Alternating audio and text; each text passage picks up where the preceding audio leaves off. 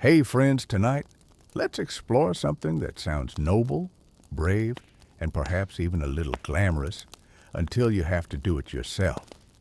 Being a squire to a medieval knight seems like a romantic dream, right? Polishing swords at sunrise, riding horses across fog of fields, whispering oaths of honor under moonlight. Well, that's one version, but the version you're living starts with a chicken pecking your ear. So before you relax, take a second to like and subscribe if you find value in what we share.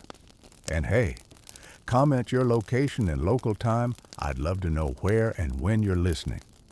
Dim those lights, fire up a fan for that cozy background sound, and let's settle in for the journey ahead.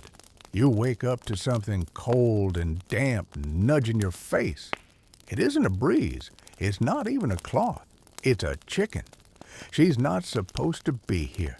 Then again, neither are you. The straw beneath you feels like it was imported directly from a cactus farm. The stable smells like warm horse breath and ammonia marinated in old hay.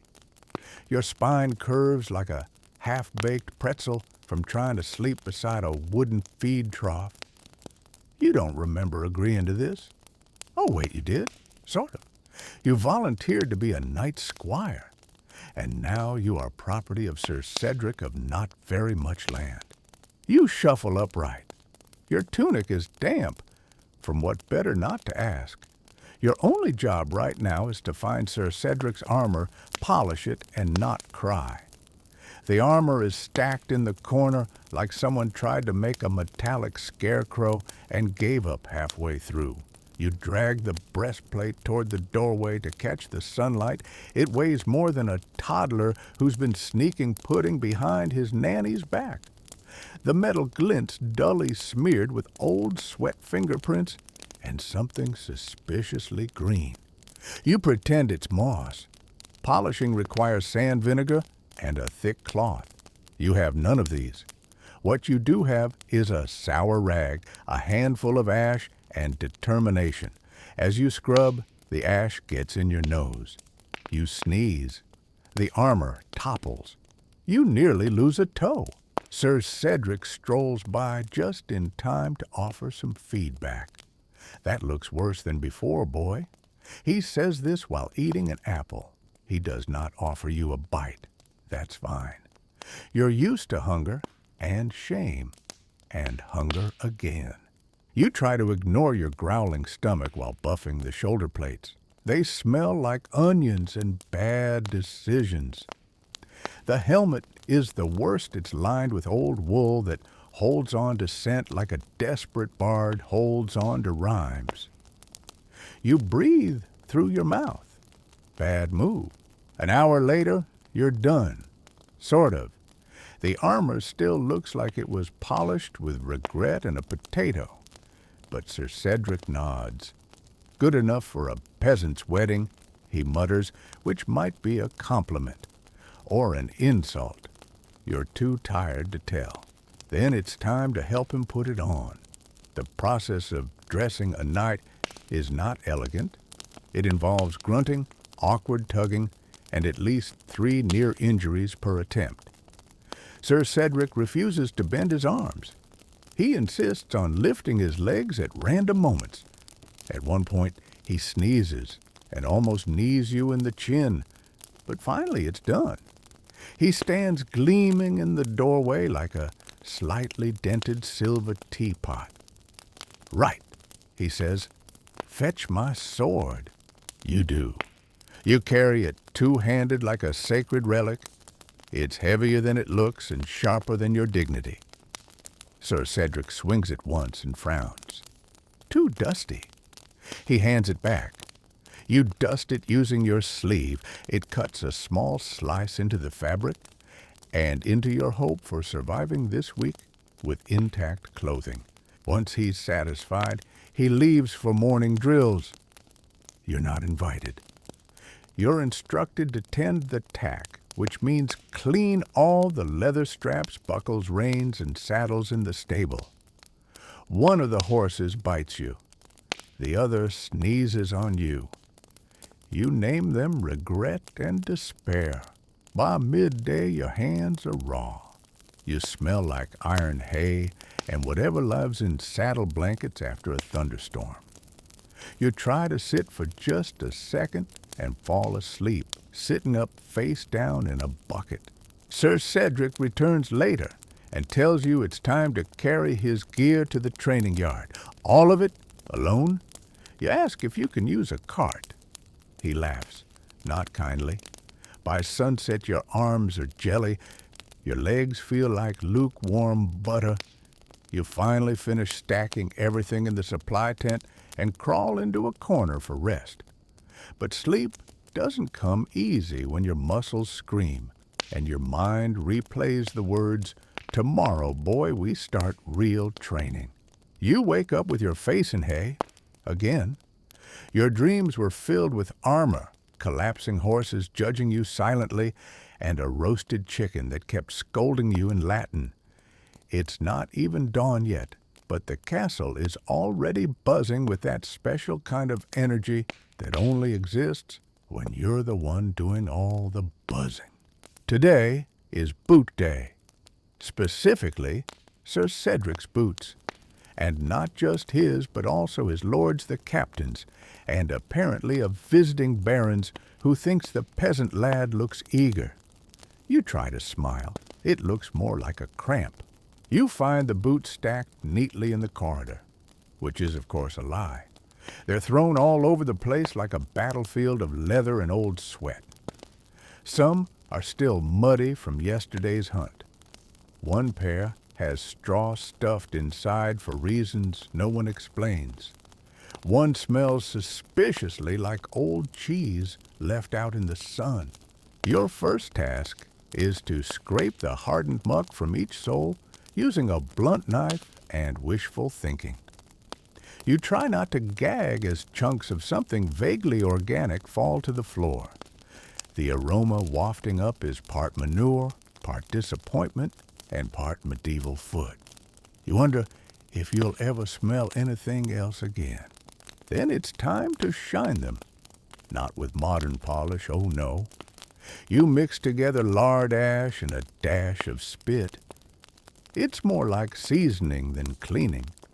You rub it on with a cloth that used to be white. It is no longer white. Some boots have buckles that no longer buckle. One has a small hole in the heel. When you mention this to Sir Cedric, he says, if you're going to whine, at least do it while scrubbing. You scrub in silence. An hour later, your back is crooked like a lowercase r, and your knees have formed a legally binding alliance with the floor. But the boots shine, or at least they don't absorb light anymore. That's progress. You deliver the first pair to the Baron. He takes them without looking, doesn't thank you. Instead, he sniffs and asks why they still smell like peasant hands. You're not sure if that's an insult or a curse. You bow anyway. Next, Sir Cedric inspects his own boots. He lifts them with the exaggerated care of someone who's never actually cleaned anything. He nods. Good, he says. Try not to ruin my breakfast by existing. Breakfast. You forgot breakfast. Your own meal consists of a bowl of gray porridge and one very suspicious raisin. You eye the raisin for a full minute before eating it. It turns out to be a burnt lentil. You don't cry. You don't have the hydration for it. Meanwhile, the night's feast. Bacon, cheese, apples, fresh bread. Someone brings in roasted pigeon. You briefly consider what it would take to become a pigeon. After eating, you're assigned another honor cleaning the stables again. You contemplate running away, just bolting into the woods, becoming a hermit, and starting a quiet life making cheese. But then you remember you don't even like cheese that much anymore. In the stables, Regret the horse greets you with a snort and a side eye. Despair just poops. You sweep. You shovel. You discover things that should not exist outside nightmares. You find a mouse riding a beetle. You name them better things than your parents named you. Hours pass. You don't have a sundial, but your stomach is once again performing opera. Then comes a new order boot training. Yes, apparently part of being a proper squire is learning how to wear boots. Not just any boots, chainmail-lined riding boots with awkward straps and a toe that feels like it was designed by a blacksmith who hated feet. You put them on, you immediately trip. Sir Cedric laughs. You pretend it was funny. You try again. You fall again. Your toes have entered negotiations with your brain to escape the premises. After 15 minutes of wobbling, you manage a semi-dignified stance. You walk across the training yard like a drunk goose. The other squires giggle. You curse them silently with vague threats involving spoiled mead and bee stings. Eventually, you get the hang of it. You can walk, slowly, in a straight line, if no one watches. Then Sir Cedric says, "Good, now run." You do. You run for 5 steps. Then your left boot flies off like a launched turnip. It arcs beautifully through the sky and lands in a pig trough. Sir Cedric laughs harder. The pigs are indifferent. You retrieve the boot with the sadness of a bard whose song no one remembers. By the time night falls, you're bruised, battered, and covered in a combination of mud, ash, and emotional wounds. You try to sleep, but the smell of boot polish and crushed dignity fills your nose. I wake to the smell of burnt barley, not the cozy, warm kind that reminds you of breakfast and hearths. No, this one smells like the cook lost a fight with a fire.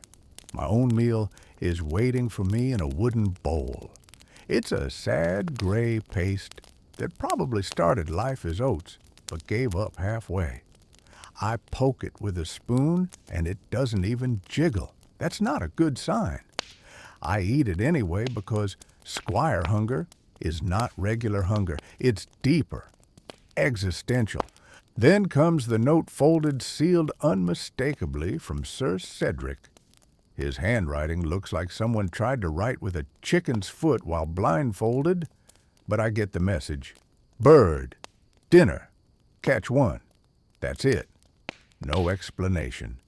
Just go forth, peasant, and hunt like a falcon with no wings, weapons, or dignity. I'm not given a net or even a hint. Just the vague, dreadful hope that maybe one bird in the forest has a limp. So I head out through the castle gate into the damp morning. My boots are soaked before I've gone 6 steps, and every twig snaps like it's announcing my failure. I try to sneak. Sneaking, as it turns out, is a skill. My version involves stepping slowly while sounding like a one-man marching band made of wet laundry. The birds hear me. They leave. In droves, I shout at one. It doesn't care. The forest is thick with mist and condescension. I fall into a bramble patch, nearly lose a boot in a puddle, and get laughed at by a squirrel. I try fashioning a snare from a bit of leather and hope it loops neatly around my own ankle.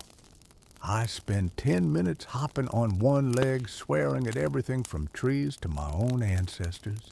Just when I'm ready to give up, I see it a fat little quail limping near the underbrush. It's slow. It looks tired. It also looks delicious. My instincts say, this is wrong. My stomach says, this is lunch. I creep forward, hold my breath, and dive. And somehow, against all odds, I catch it.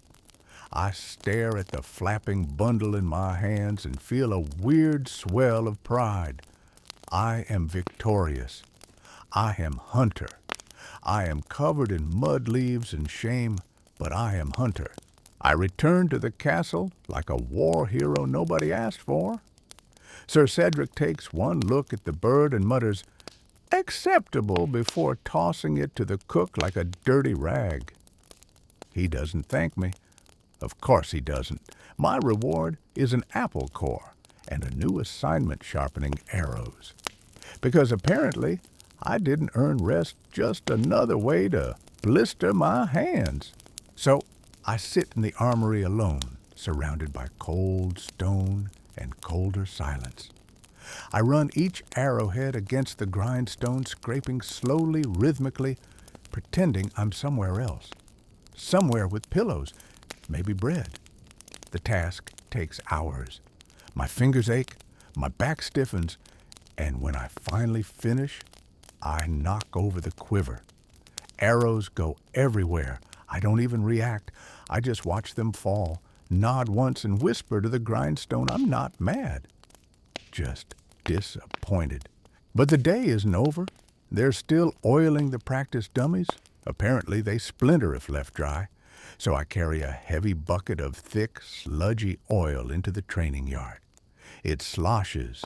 It leaks. Most of it ends up on me. I pat the dummies with one oily cloth slipping as I go. At some point, I'm pretty sure I oil the same dummy twice just because it's easier than moving. Sir Cedric passes by, gives me a once-over, and says, "You smell like defeat," then walks away. I consider throwing the bucket at him, but it's too heavy, and I'm too tired. I finish the task in silence. By the time the sun sets, I'm a walking disaster. My tunic is ruined, my boots are full of leaf bits, and I'm fairly certain I've bonded emotionally with the training dummy. I shuffle back to my little hay pile behind the stables, where I share space with a rat who at this point feels like family. We nod at each other like old men at a tavern. Then I curl up sore and greasy and let sleep take me. I wake with a jolt, not because of some grand alarm or noble trumpet, but because the pig in the next stall sneezes loudly right into my face. It's not a pleasant way to start the day, but honestly, at this point, I should be grateful it wasn't something worse. The air is cold, the straw is damp, and my back is locked in the exact shape of the bucket I fell asleep against. I stretch bones creaking like a rusty drawbridge and take a deep breath of whatever combination of smells currently haunts the stables. There's sweat mold, something suspiciously like cabbage, and the faintest hope of coffee, which of course is a lie. No one in this place knows what coffee is. Outside, the sun hasn't even bothered to rise yet, but I'm already being summoned. Sir Cedric's voice cuts through the morning like a dulled axe. "Get up, boy. Today's the day we learn to ride." I groan into my sleeve. That sounds noble, perhaps even exciting to someone who's never met the horse assigned to me, Gallows. A towering beast with dead eyes, a twitchy tail, and a personality somewhere between a storm cloud and a tax collector. He does not like me. The feeling is mutual. I drag myself over to the paddock. Gallows is already saddled and glaring. I approach slowly, murmuring soft apologies, promises of sugar cubes I don't have, and general compliments about his mane. He snorts. I take that as acceptance. With Sir Cedric watching, arms folded and smirking, I hoist myself up, using the stirrup and pure desperation. The saddle is less of a seat and more of a medieval torture device. My legs immediately regret this decision. My back follows suit. "Keep your heels down," Cedric shouts. "Sit tall." He says this from the ground, of course, while sipping something warm. I shift my weight. Gallows shifts his attitude. Without warning, we're moving, not trotting. No, he's decided to gallop. Across the yard, in a diagonal, through a puddle, into a stack of firewood. I don't fall off. I am thrown. There is a difference. Falling is passive. This felt personal. I land in the mud with the grace of a dropped turnip and the sound of a wet sack. Sir Cedric sighs like I've disappointed his ancestors. Gallows wanders back to the fence and begins chewing on the post, utterly unbothered. Covered in mud and regret, I drag myself up. Again, Cedric says. He means it. I climb back on only to be thrown again, this time into a wheelbarrow. We repeat this process 5 more times. By the end of the lesson, I'm bruised in places I didn't know I had. My arms ache. My legs are shaking. My pride is somewhere back near the firewood. Later, I limp to the washing trough to clean off, where a stable boy helpfully tells me he throws everyone the first week. You're doing great. I nod as if that helps. It does not. But the day is not done. After lunch, which is as usual, not really lunch, but a hard heel of bread and a suspicious lump of something beige, I am summoned for weapons training. This sounds promising until I discover we won't be using real weapons. Instead, we'll be training with sticks. Mine looks like it was once a tree branch and still holds a grudge. Sir Cedric hands me the mock sword and barks, "Show me your stance." I do. He sighs. "Are you fencing or preparing to dance?" We begin drills. Swing block, swing step. It's harder than it looks, and it didn't even look easy. The stick is heavy, the sun is hot, and every time I mess up, Cedric raps me on the shoulder with his own stick. Gently, he says, which of course means with enthusiasm. After 30 minutes, my arms are jelly. After an hour, they're custard. My shoulders burn, my wrists tremble, and my hands are blistering even through the cloth wraps. "Now try against an opponent," he says. Another squire steps forward, grinning like he just found out I owe him money. He swings. I block. He swings again. I miss. The stick thwacks across my ribs, and I grunt like a collapsing bellows. I retaliate, which impresses no one, because I hit the air instead. The match ends with me on my back and the other squire offering a hand. I take it. He pulls me up and whispers, "You last longer than most." Somehow, that doesn't comfort me. By evening, I'm not sure which hurts more, my body or my sense of identity. I stagger toward the stables, only to find I've been volunteered to muck them out. Again, the shovel feels heavier than usual. The straw is somehow wetter. Regret the horse steps of my foot for fun. I finish the chore in silence, except for the occasional sniffle that may or may not be actual weeping. As night falls, I collapse into my corner of the hayloft. My tunic is stained, my boots are crusty, and there's a twig in my hair that's been there since morning. I roll onto my side, staring at the beams above, and whisper, "Tomorrow can't be worse." Somewhere outside Gallows neighs in disagreement. I wake up convinced I've been trampled by a horse. It takes a few moments to realize I haven't yet. The pain in my shoulders, back, and legs is just the natural consequence of spending yesterday being hurled by Gallows and beaten with a stick. I groan, softly stretch, until I hear 3 cracks from places I didn't know could crack and sit up in the straw. It clings to me like a second skin. I brush it off, or try to. Some of it might be permanent now. The morning air bites. I throw on my only tunic, still crusted with yesterday's adventures, and head toward the training yard. Today, Sir Cedric has a new lesson planned. Sword play, he says, with a grin that makes me nervous. Real footwork this time. We'll start with a basic kata. He demonstrates a few fluid motions with his blade. It looks graceful, easy, almost like dancing. Then he hands me a wooden sword that weighs as much as a loaf of wet bread and tells me to copy him. The first move goes poorly.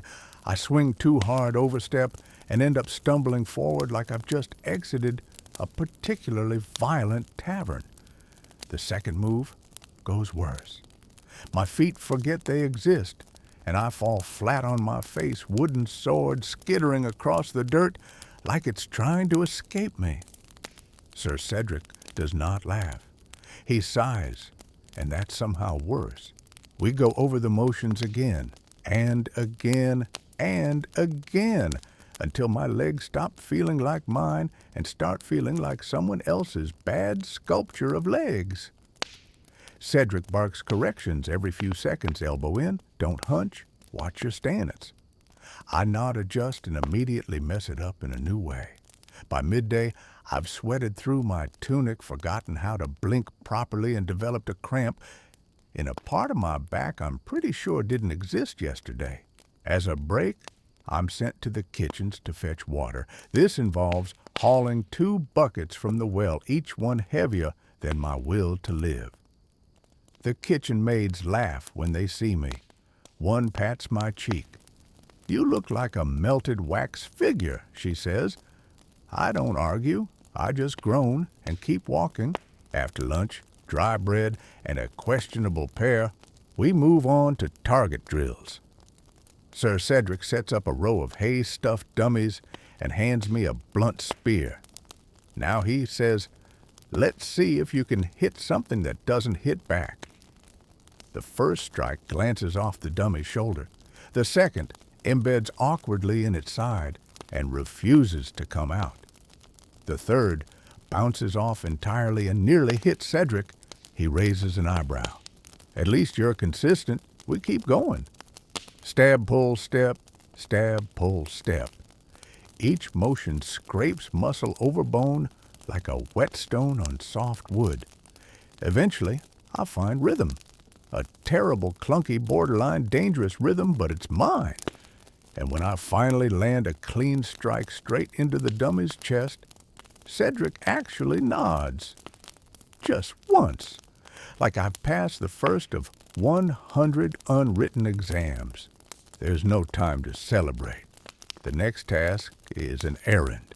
One of those special ones that sound harmless until you're knee-deep in someone else's disaster. I'm told to bring Lord Barwick's saddle from the upper stables. Simple enough.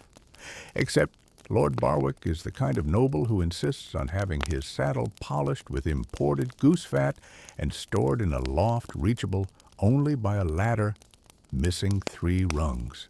I climb slowly, praying to every patron saint of balance.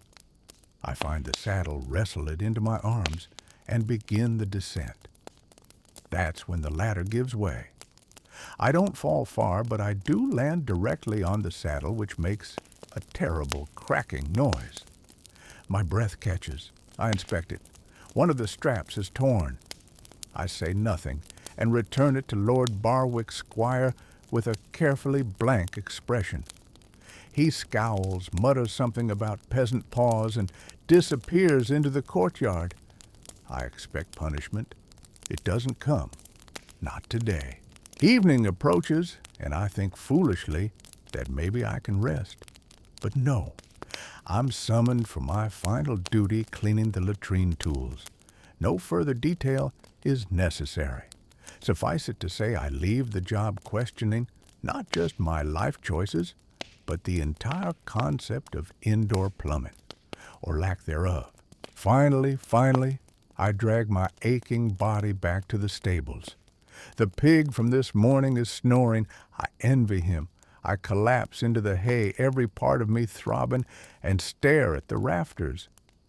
Just when I'm about to close my eyes, Sir Cedric's voice calls out from the shadows, "Not bad today." That's all he says. Just that. It's not praise exactly, but it's more than I've had in weeks. I smile faintly, curl into my usual crooked shape, and let the pain settle like a warm, awful blanket. I sleep without dreams, too tired even for those. I wake to bells, not cheerful, celebratory bells, not a new festival begins bells. These are sharp, insistent, soul-piercing bells that seem designed to rip a person straight out of the deepest sleep and into full-blown regret. I sit up so fast my spine protests in 4 different languages. Outside, the sky hasn't even committed to dawn yet. Just a dark bruised blue with the faintest hint of orange trying to stretch into the edges. Everything is cold. Everything hurts. And something smells like fish. As I throw on my tunic, still slightly damp from last night's unfortunate latrine-related chore, I hear footsteps. Fast, panicked ones. That's never good. One of the senior squires bursts into the stable looking wild-eyed and breathless. Up everyone up inspection day, he gasps. Then he disappears as quickly as he came, leaving behind a trail of hay and existential dread. Inspection day. The words fall into my stomach like stones. We've heard rumors of this for weeks.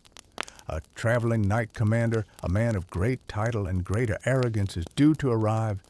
He's not just here to observe, he's here to evaluate how we train, how we serve, how we present ourselves.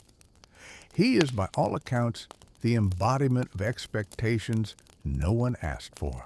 I leap to my feet, grab the nearest water bucket, and proceed to splash my face with something close to frozen pond sludge. It stings. That's how I know it's working.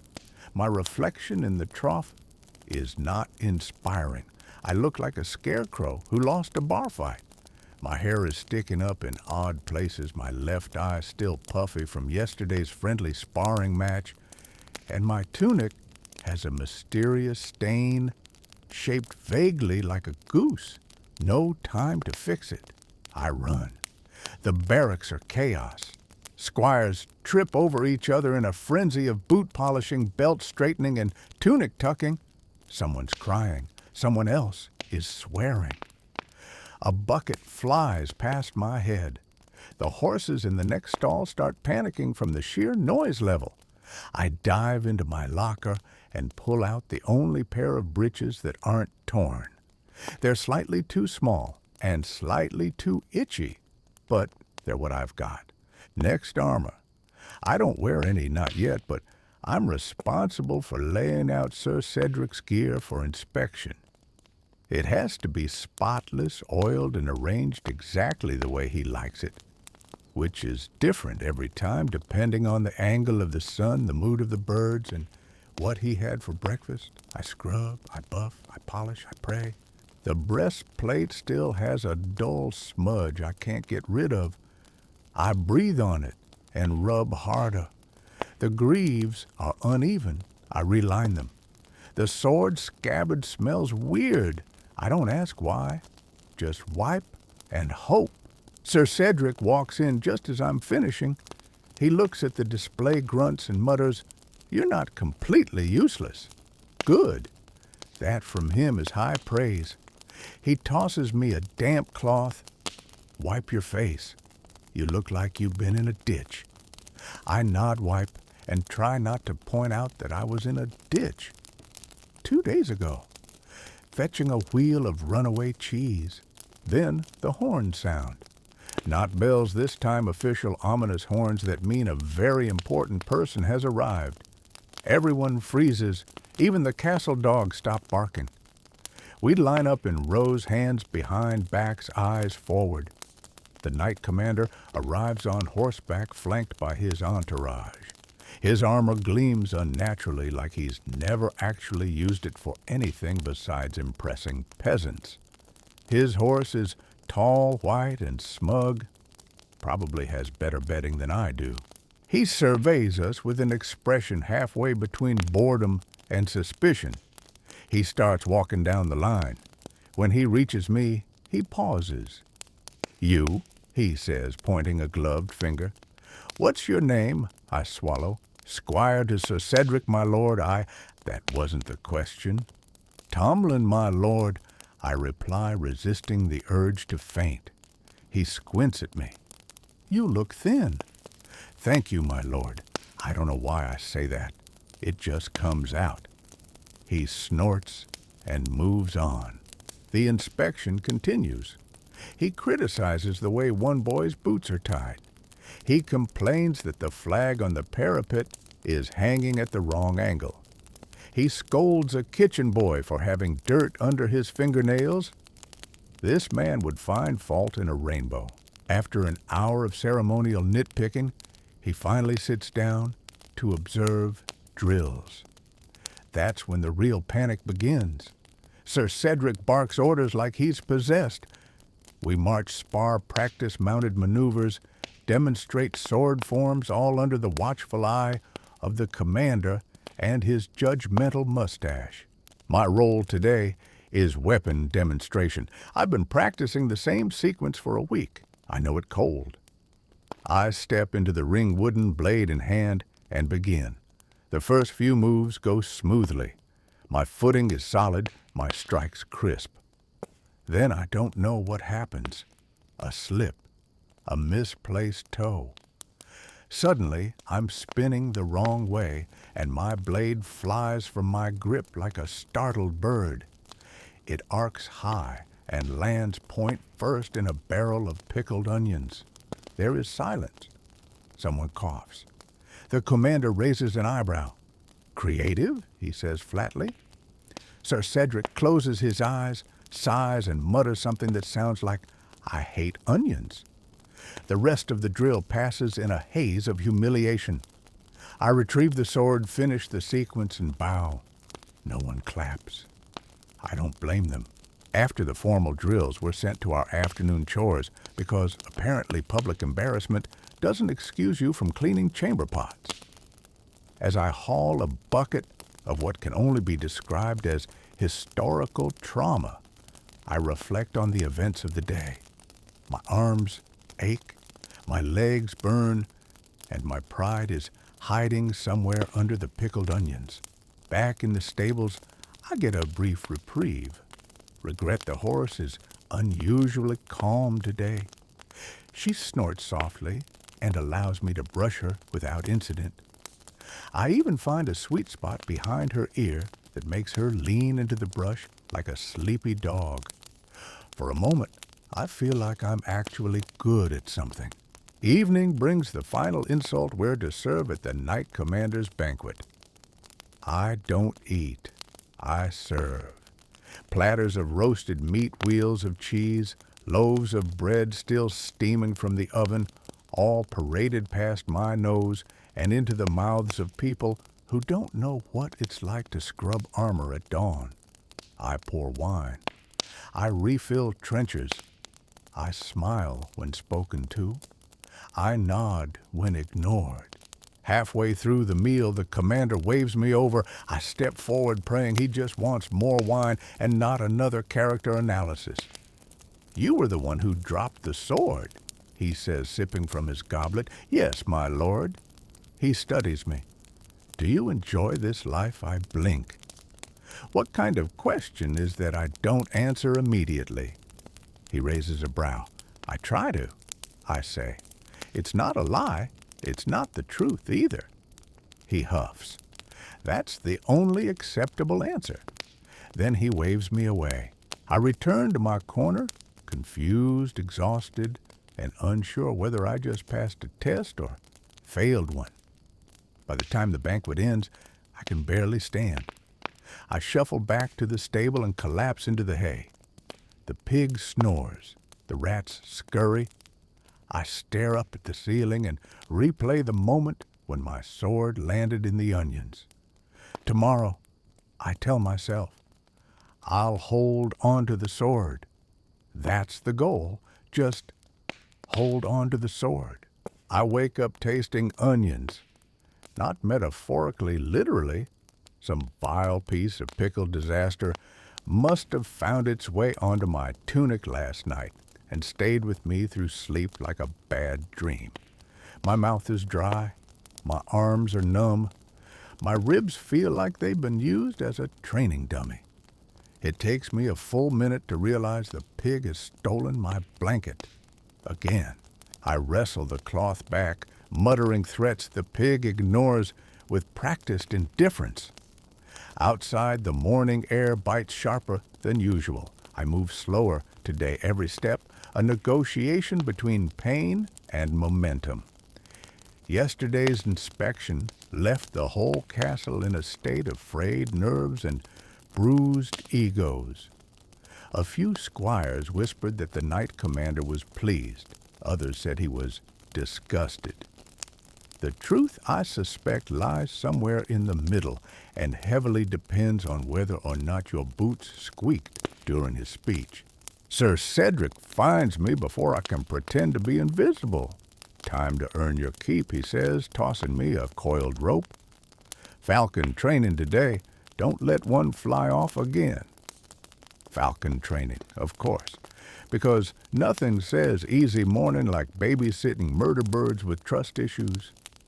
I follow Cedric to the mews, where the falconer is already waiting, surrounded by perches and a flock of very intense eyes. Hawks, kestrels, one angry eagle who looks like it wants to file a formal complaint. I'm handed a glove thick enough to serve as armor and pointed toward a falcon named Ashwind. Ashwind is small, sharp, and incredibly judgmental. He stares at me like I'm something he once threw up. I lift my arm. He hops on talons, digging through the glove and into my soul. The falconer gives me a thin smile. Just walk. He'll get used to your smell. We do laps around the field. Ashwin clings to my arm like he's waiting for the perfect moment to fly directly into my face. He flutters now and then, adjusting his balance or reminding me that I am prey. After 10 minutes, my elbow starts to ache. After 20, I can no longer feel my hand. Time for the lure, the falconer says. He hands me a leather pouch with a chunk of meat tied to a string. Swing it in circles, like you mean it. I do as I'm told. The pouch spins, whistling through the air. Ashwin's eyes narrow. He launches an explosion of feathers and fury and snatches the lure mid-flight, landing 10 feet away with triumphant talons. Not bad, the falconer nods. Didn't lose a finger. That's a win. I don't even feel proud. I feel like I've survived something. Again. After falconry, I'm given a break. Or so I think. Really, I'm just reassigned to assist with an herbalist's delivery. Apparently, a shipment of dried herbs and poultices has arrived from the village, and someone has to carry it to the infirmary. That someone is me. Because of course it is. I find the cart parked outside the gate, loaded with burlap sacks and small wooden boxes. The herbalist is a hunched old man who smells like mint and regret. He nods once. Don't drop the lavender. The knight's hound has a rash. The sacks are heavy. The boxes are worse packed tight, with clay pots sealed with wax. One wrong move, and I'll be bathing in ointment. I stack them carefully, balancing them across both arms like a walking apothecary, and begin the trek through the winding castle halls. Every stair is a betrayal. Every bump in the stone threatens disaster. I nearly collide with a monk. I do collide with a chicken. The chicken, for the record, does not apologize. Finally, I reach the infirmary. I deliver the goods to the healer, a brisk woman named Lady Annalyn, who waves me off with a distracted nod while tending to a soldier with a bandaged nose and a guilty expression. I don't ask. I don't want to know. I stumble back outside expecting to be dismissed, but no, Sir Cedric finds me again. Time to bathe the horses, he says cheerfully, like this is some kind of reward. Bathing the horses sounds pleasant in theory. In practice, it involves wrestling several half-ton animals into compliance with a sponge, a bucket, and your bare willpower. Regret doesn't fight me. She just rolls in dirt the second I finish rinsing her. Despair, on the other hand, thinks it's funny to kick water back at me. I end up wetter than the horses. By now, my tunic is soaked, my boots are squelching, and my patience is hanging on by a thread. I dry off as best I can wring out my sleeves and trudge back to the training yard for sparring practice. Again. Today, we're paired randomly. I get Marcus a Squire from a southern estate built like a barrel and twice as stubborn. He grins as we face off. Don't worry, I'll go easy on you. He doesn't. We clash. Wood strikes wood, then arm, then hip. I land a solid blow to his thigh. He repays me with one to the ribs. I jab low. He dodges. We both step wrong and end up tumbling to the ground in a tangled heap of groans and splinters. Sir Cedric shakes his head. Romantic, but useless. Up again. We do. Again. And again. Until my arms feel like they've turned into sticks themselves. My knuckles are scraped. My vision is blurry. My mouth tastes like iron and humility. But I don't fall. Not anymore. Evening comes at last, dragging golden light across the castle walls like a tired painter. Dinner is lentils. Again. But I eat them like they're a king's feast. Every bite is victory. I'm still sore, still exhausted. But somewhere in all this filth and frustration, I've begun to change. My legs don't shake as much. My balance is steadier. I haven't cried in 4 whole days. Progress. After dinner, I walk alone for a bit. Not because I'm told to, but because I want to. The courtyard is quiet. The torches flicker. I pass the falconry mews and nod to Ashwin, who watches me with what might be approval or hunger. Hard to tell. Back in the stables, the pig has claimed half the straw. I let him keep it. I curl up in what's left sore and smiling. Not because the day was good, but because I endured it. That counts for something. I wake up slowly today, not because I'm well rested, far from it, but because my body has reached that special kind of exhaustion where moving too quickly might cause a full system shutdown. The pig is gone, likely off committing more food theft. The stables are quiet, save for the occasional clink of hooves or the sound of regret chewing wood she's not supposed to. I stare at the ceiling for a few minutes, letting the stiffness melt out of my joints like candle wax. Then I sit up and immediately regret it. Today we're traveling. A small hunting party has been organized by one of the visiting nobles, and Sir Cedric has been invited along with naturally his humble pack mule. That's me. My job is to follow him into the forest, carry his extra gear, prepare the traps, and stay out of the way unless something tries to kill him. Comforting. The morning begins with packing saddlebags. I'm handed a list that includes such luxuries as 3 types of sausage, dried cherries, and wine that doesn't taste like sadness. I find exactly one of those things. Sir Cedric grumbles about declining standards, but accepts the supplies anyway. I'm also told to carry a folding stool. Not for me, of course. Heaven forbid a squire should sit. By midday, we're mounted and heading out. Cedric rides confidently at the front while I trudge behind with a pack that feels heavier with every step.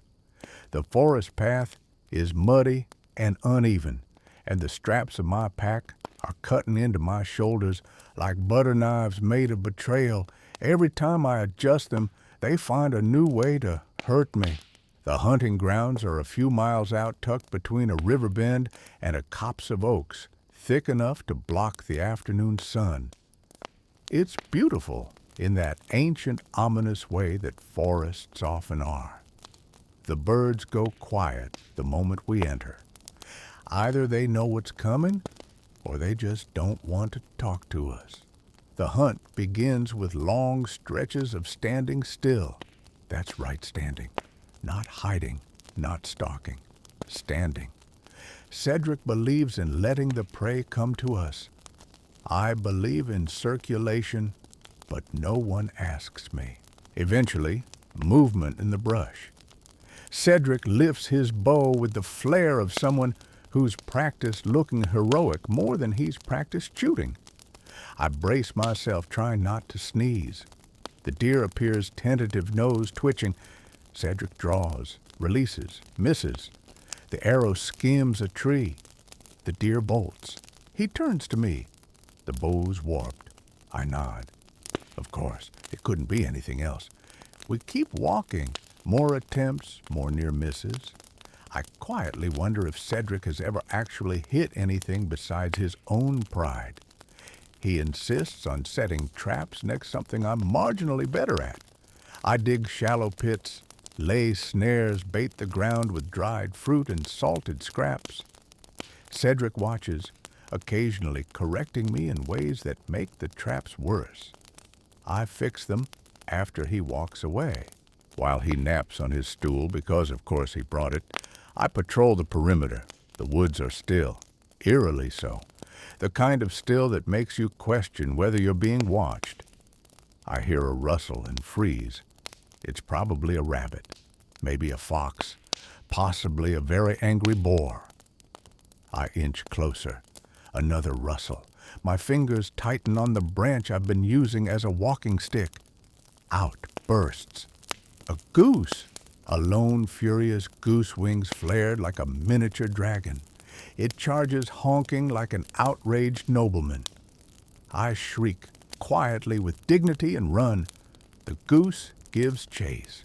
I make a full circle around the clearing, leap a log duck under branches, and finally dive into the riverbank.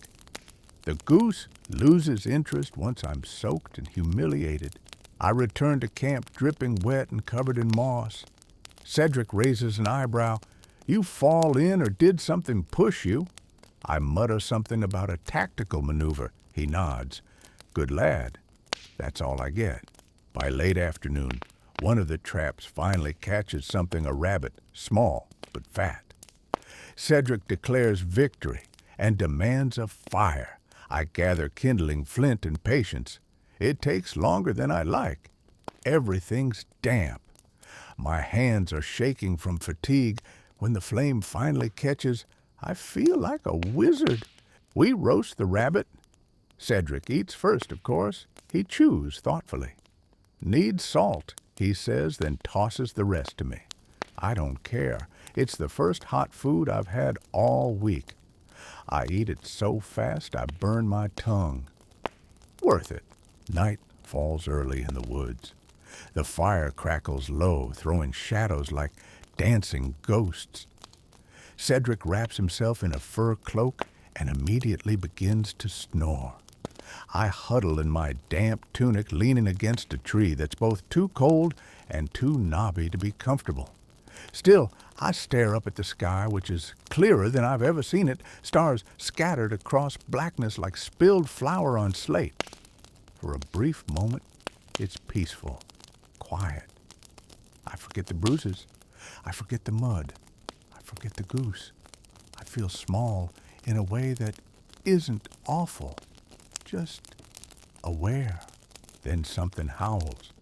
Far off, but loud enough to snap me upright. Wolves. Real ones. Cedric keeps snoring. I sit there gripping my walking stick, staring into the dark for what feels like hours. Nothing comes. Eventually, I drift off, head slumped to the side, dreams full of arrows and feathers and animals that bite. We return to the castle the next morning with one rabbit, half a bottle of wine, and a story about narrowly surviving the wilderness. Cedric tells it with great flair, leaving out the goose, the nap, and most of my involvement. I don't mind. No one expects me to be part of glory. I'm just the squire, the shadow behind the night, the pack mule that walks like a boy. But I know what I did. I know I caught the rabbit, built the fire, outran a goose. I know I stayed awake all night because someone had to. It's not victory in the songs, but it's something real. Back in the stables, the pig has stolen my straw again. I let him have it. I curl up beside the wall, too tired to argue. I smell like smoke and damp leather. My legs ache, but I'm smiling, because today I was the only one who didn't miss the shot.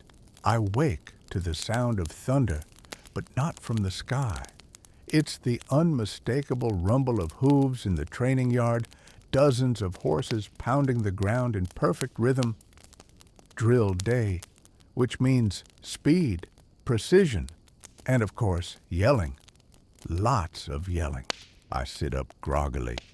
The pig is nowhere in sight, which either means he's finally found a more luxurious sleeping arrangement or he's been promoted to kitchen thief. I rub my eyes, stretch until my back sounds like a drawbridge being lowered, and grab the only clean tunic I own. Clean meaning less stained than usual. As soon as I step outside, I'm greeted by a cold wind and a slap to the face. Not literal, but the kind you feel when you realize you're already behind. The squires are lining up, Sir Cedric is shouting, and I'm still trying to remember if I even brushed my hair this week. Tomlin, he barks. You're late? Yes, my lord, I say automatically. I'm not. But arguing is never the winning move. Today's drill is mounted relay coordination, which is a fancy way of saying carry stuff on horseback without dying. Cedric explains the rules. Each squire must mount, collect a baton from the far end of the yard, weave through the obstacle posts, deliver the baton to the next rider, then dismount without breaking an ankle or dignity. I've only done this once before. I fell into a water trough. The trough still hasn't forgiven me. I'm third in line. First up is Marcus, who rides like his horse owes him money. He's fast, clean, annoyingly competent. The baton passes to Lyle, who's lighter and quicker, but nearly takes out a post when his saddle slips. Then it's my turn. I mount Despair. Yes, I've been reassigned. Gallows was deemed too volatile. Despair, for all her dramatic name, is oddly well behaved. I grip the reins, breathe once, and kick off. The world becomes motion. Dirt kicks up under hoof. Wind claws at my ears. I grab the baton mid-gallop duck, a hanging rope weave between posts that seem far closer than they looked from the ground. I hear Sir Cedric shouting something, but it's lost in the thundering blur of hooves and focus. I reach the final mark and prepare to dismount. My foot snags. I tumble, not hard, not gracefully, just enough to land in a way that knocks the wind out of me and kicks dust into my mouth. But the baton lands safely in the next squire's hand, and no bones are broken. That's a win. Cedric helps me up with a grunt. Better, he says. You almost look like a rider. Almost. I'll take it. We spend the next few hours running variations of the drill. With each turn, I get faster. I don't fall again. Once I even hear someone say, "Not bad, Tomlin." They may have been talking to the horse. Doesn't matter. I smile anyway. After the relays, we're sent to the armory. There's a shipment of practice blades that needs inventorying. It's a tedious job, counting, sorting, inspecting for cracks, but there's comfort in the rhythm. Steel hums when tapped just right. Wood creaks when old. I start to recognize the feel of a well-balanced weapon from the first lift. Sir Cedric joins me partway through and surprises me by actually helping. He inspects a long training sword, then hands it to me. "Yours now," he says. I blink. "Mine, my lord, for drills," he clarifies. You've earned something that fits your hand. I nod, holding the blade carefully. It's nothing fancy, wooden, slightly worn, but the grip is solid and the weight feels honest. Like it's waiting for me to prove something. We finish sorting by sundown. My hands are splintered, but the sword is mine. I carry it like a secret, a promise. Dinner is stew tonight, real stew, with chunks of carrot and something that might be lamb. The kitchen's in an oddly generous mood. I eat slowly, savoring every bite, every hint of seasoning. For once, I don't have to fight anyone for seconds. The cook even gives me a wink as if to say, "Don't get used to this." After the meal, the squires are given free time. Some sit around the hearth telling exaggerated stories about today's drills. Others sneak out behind the west wall with flasks they're not supposed to have. I take a walk. The castle is quieter at night, less demanding. The wind feels softer, the torch is warmer. I end up in the chapel, not because I'm pious, but because it's empty, and the benches are comfortable.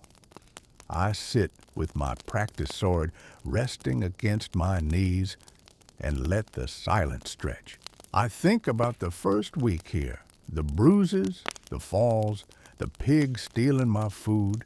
I think about how hard it was to even stand up right after a day's work, how I once cried because I dropped a water bucket on my foot. No one saw, except maybe the goose. Now my shoulders are stronger, my hands steadier. I still ache, but it's a different ache. One I've earned, one I've started to carry with something close to pride. I don't know if I'll ever be a knight. Maybe I'll spend years polishing armor and fetching arrows and learning how to fall without complaining. But today, I didn't fall. Not really. And someone gave me a sword that fits. When I return to the stables, the pig has dragged a blanket over himself like royalty. I let him have it. I lie down in the straw, the sword beside me, and close my eyes. Tomorrow will come, and I'll be ready for it. I wake to sunlight, real golden, gentle sunlight, the kind that filters through wooden beams like it's too polite to barge in, touching everything softly like a blessing. For a moment, I think I've overslept, that the bells failed, that something somewhere went terribly wrong, because peace like this rarely visits squires. Then I hear Sir Cedric's voice in the distance. No yelling, just conversation, laughter even. Curious. I sit up slowly, brushing straw from my face, and discover I'm the only one left in the stables. Even the pig has abandoned me for warmer company. My limbs protest with familiar aches, but something in my chest feels lighter. Today is festival day, a minor feast to mark some obscure saint I've never heard of. But I don't ask questions when it means less drilling and more food. The castle has transformed overnight. Banners hang from the towers, fluttering like cheerful lies. Stalls line the outer courtyard, offering everything from wooden toys to roasted chestnuts. The cooks are already sweating over great iron pots, and someone is playing a lute far too enthusiastically for this hour. Even the guards seem less stern, though they still make us squires polish our boots just in case. I'm assigned to assist at the archery range. Not to shoot, of course not, but to fetch arrows. Targets have been set up in neat rows, painted circles on hay bales, some already peppered with stray shots from early risers. I settle into my task with a strange sense of calm. Running back and forth with armfuls of spent arrows is not glamorous, but it's honest, rhythmic work, and no one is barking orders. That alone feels like a holiday. Mid-morning, Sir Cedric arrives with 2 guests in tow, young nobles from a neighboring holding. They're both dressed in spotless doublets and wear expressions like they've never had to carry anything heavier than a wine goblet. Cedric nods to me. Let's show them what training looks like. I blink. He smirks. You shoot? They watch. My heart skips. He's never let me near a bow before, not seriously, certainly not in front of an audience. I hesitate, then walk to the line. Cedric hands me his own bow, a well-kept thing, curved and elegant, its string tight like a held breath. I take an arrow, notch it. My fingers tremble, but I hold firm. Breathe in, aim. The world narrows to one point. I release. The arrow flies straight and fast. It lands dead center, the dull thud echoing across the courtyard. A few heads turn. Cedric gives the smallest of nods. The noble boy claps slowly, impressed in the way only people who've never been tired can be. I shoot again. Another solid hit. I don't smile. I don't need to. Not this time. The rest of the morning passes in a blur of arrows and whispered instructions. At one point, Cedric takes me aside. You've improved, he says simply, then adds, don't let it make you soft. Classic Cedric. By midday, the games begin. Foot races, mock duels, even a juggling competition where someone drops a turnip on a priest. Laughter rolls across the yard like music. I watch from the sideline, still sweaty from arrow duty, but too curious to leave. It feels like the castle has exhaled. Like for once, everyone can breathe without checking who's watching. Then the real feast begins. Tables are laid out beneath a large canopy, and the smell of roast meat, honeyed bread, and hot spiced cider fills the air. Cedric waves me over. You've earned a seat, he says, patting the bench beside him. I sit awkwardly, cautiously, as platters are passed and goblets filled. The bread is warm, the meat tender. I chew slowly, not because I'm trying to savor it, but because I still can't quite believe it's mine. No one interrupts. No one sends me to fetch salt or clean a spill. For the first time, I'm not serving the table. I'm part of it. As the sun dips low, torches are lit, and someone begins a story, an old night tale full of dragons and doomed romance. It's overacted and overly long, but no one minds. We laugh in the right places, gasp at the wrong ones, and cheer when the hero wins, despite clearly making all the wrong decisions. I find myself leaning in, caught in the spell of it, not because I believe in dragons, but because for tonight I believe in rest. After the tale, there's dancing. I don't dance, not well, but I clap along, and when one of the serving girls pulls me into the circle, I don't resist. We stumble through a reel, both laughing, both out of step, but somehow not falling. It's awkward and brilliant. When the music stops, she curtsies, I bow, and we both retreat without a word. That's enough. Later, much later, I make my way back to the stables. The pig has returned and is snoring like he's paid rent. I don't even bother moving him. I lie down beside my pile of straw and look up at the rafters still faintly lit by torchlight outside. Today was rare. Not easy, not perfect, but rare. I held a bow and hit the mark. I sat at a noble's table. I danced, I laughed. I wasn't invisible. And for once, I didn't feel like I had to earn every breath. I closed my eyes full, warm, and maybe, just maybe a little hopeful. I waked to sore feet and a song stuck in my head. Not a hymn, not a chant, just a melody from last night's dancing, looping faintly like it's been stitched into my dreams.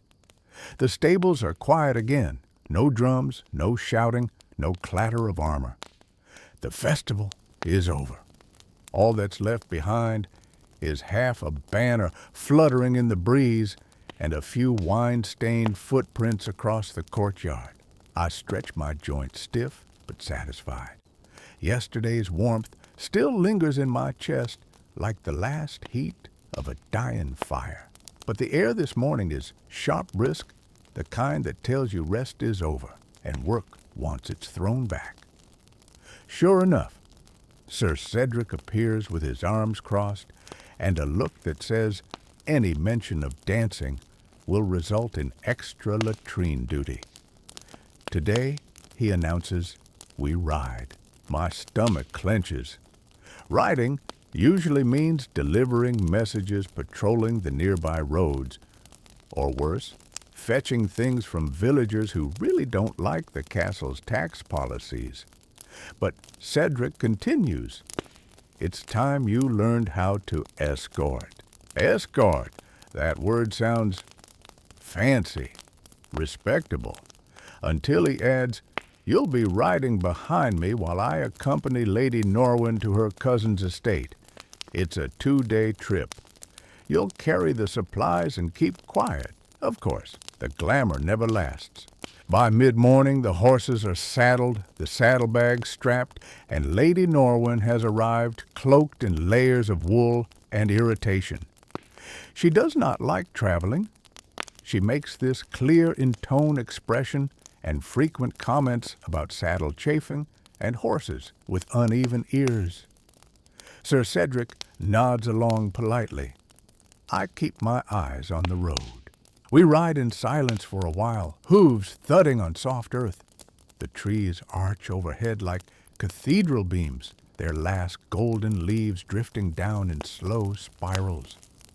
I let the rhythm of the ride lull me not into sleep, but into that rare state of calm focus, just enough awareness to avoid low branches and not enough to remember that my legs are slowly turning to stone. About halfway through the first day, we stop for a break. Cedric sends me to gather firewood while he discusses directions with Lady Norwin. I trudge into the woods with a small hatchet and a deep sigh. Gathering firewood is simple until you realize how many sticks look dry and snap like disappointment. Eventually, I return with enough kindling to impress a minor deity. Cedric grunts approval. We build a fire. Lady Norwin, still wrapped in complaints, finally accepts a warm cup of broth and sits on a log like it insulted her.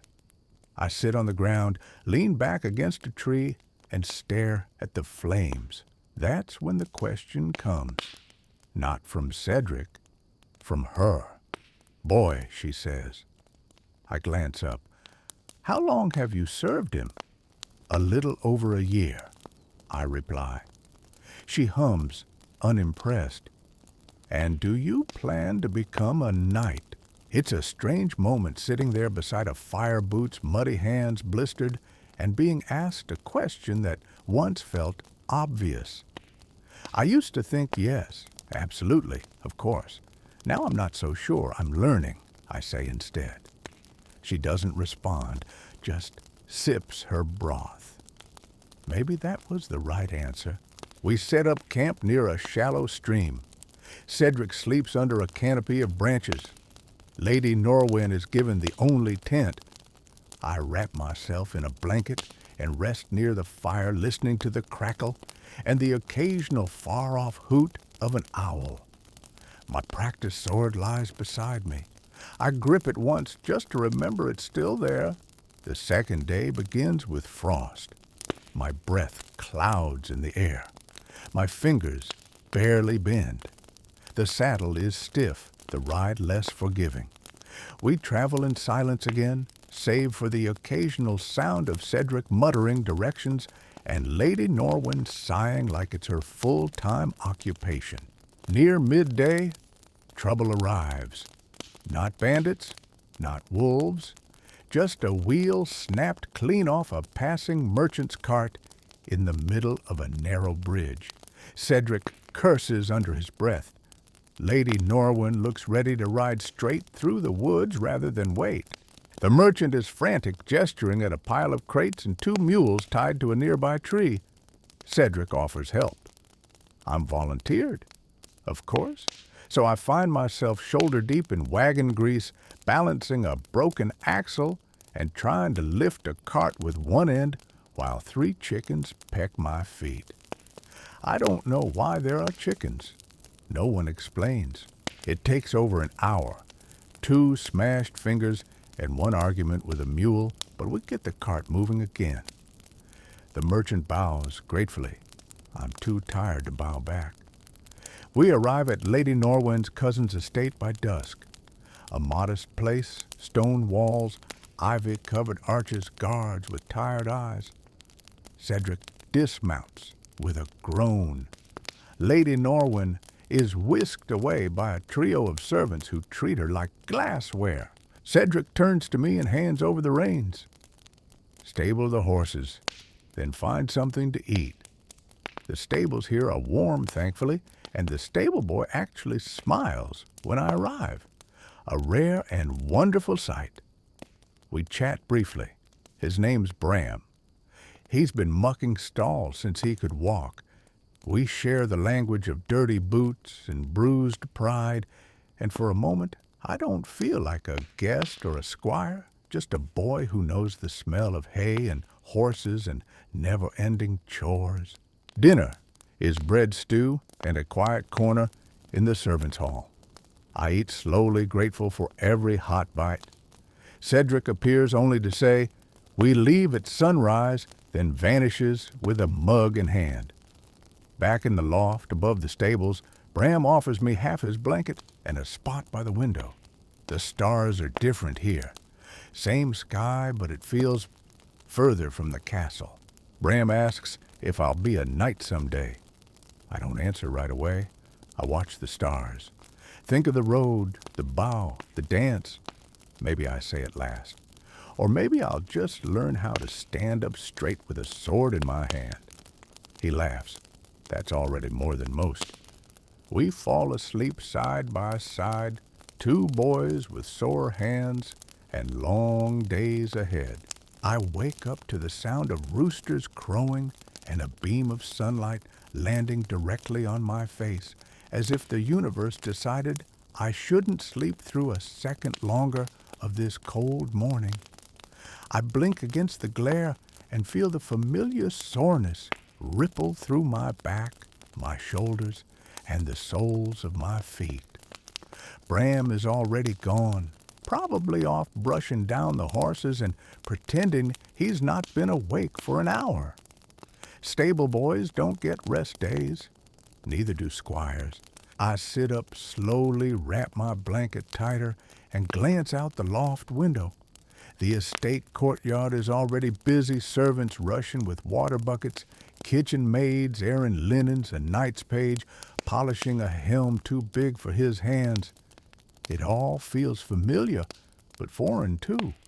It's not my castle, not my stone walls. And yet, the rhythm of the morning is exactly the same work orders movement, the heartbeat of duty. No matter where you wake up, if you're under someone else's banner, you march to the same drum. Sir Cedric finds me just as I finish tying my boots. He doesn't say good morning. He never does. Instead, he tosses me a cloth-wrapped bundle breakfast, I think, and jerks his thumb toward the road. We ride in 20 minutes. Lady Norwin is staying, thank the saints. Just you and me back. That's the good news. The bad news is that our route home won't be the same. Some kind of bridge collapsed to the west, which means a detour through the forest pass, less traveled, less maintained, and as Cedric puts it, more likely to attract idiots with swords and no sense. We leave with the sun low behind us. The ride is quiet at first. The path winds between hills and under twisted trees still clinging to the last gold leaves of autumn. I chew the bread he gave me hard as rock but spiced with something sweet. Nutmeg, maybe. It surprises me. Cedric doesn't usually think that far ahead. After an hour or so, he speaks. What did you learn? I glance over. He's not looking at me. He's watching the trees, scanning the trail ahead. But the question is for me. I think. I give it a moment. Travel is slower than it looks on a map, I say. And Lady Norwin hates mules. He huffs. She hates most things. Another pause. Go on, I think again. You don't need to swing a sword to command a room. This time he nods. Good. What else? I hesitate. I don't know if I want to become a knight just to look like one. That earns me a glance.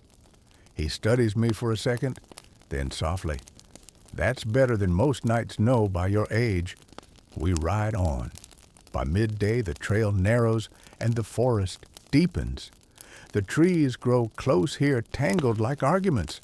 The path is little more than dirt and stone, and the silence begins to press in, not peaceful, but tense. The kind of silence that waits. Cedric slows. His posture changes. Straighter, alert. Bandit country, he says, just loud enough for me to hear. I nod and rest my hand near the hilt of my practice sword. I know it won't do much if it comes to a real fight, but the gesture feels important, like a statement, not a strategy. It doesn't take long. The sound comes first movement in the brush, then voices, then a man steps onto the path ahead, dressed in rough leather and confidence. He smiles like someone who's about to make a bad decision.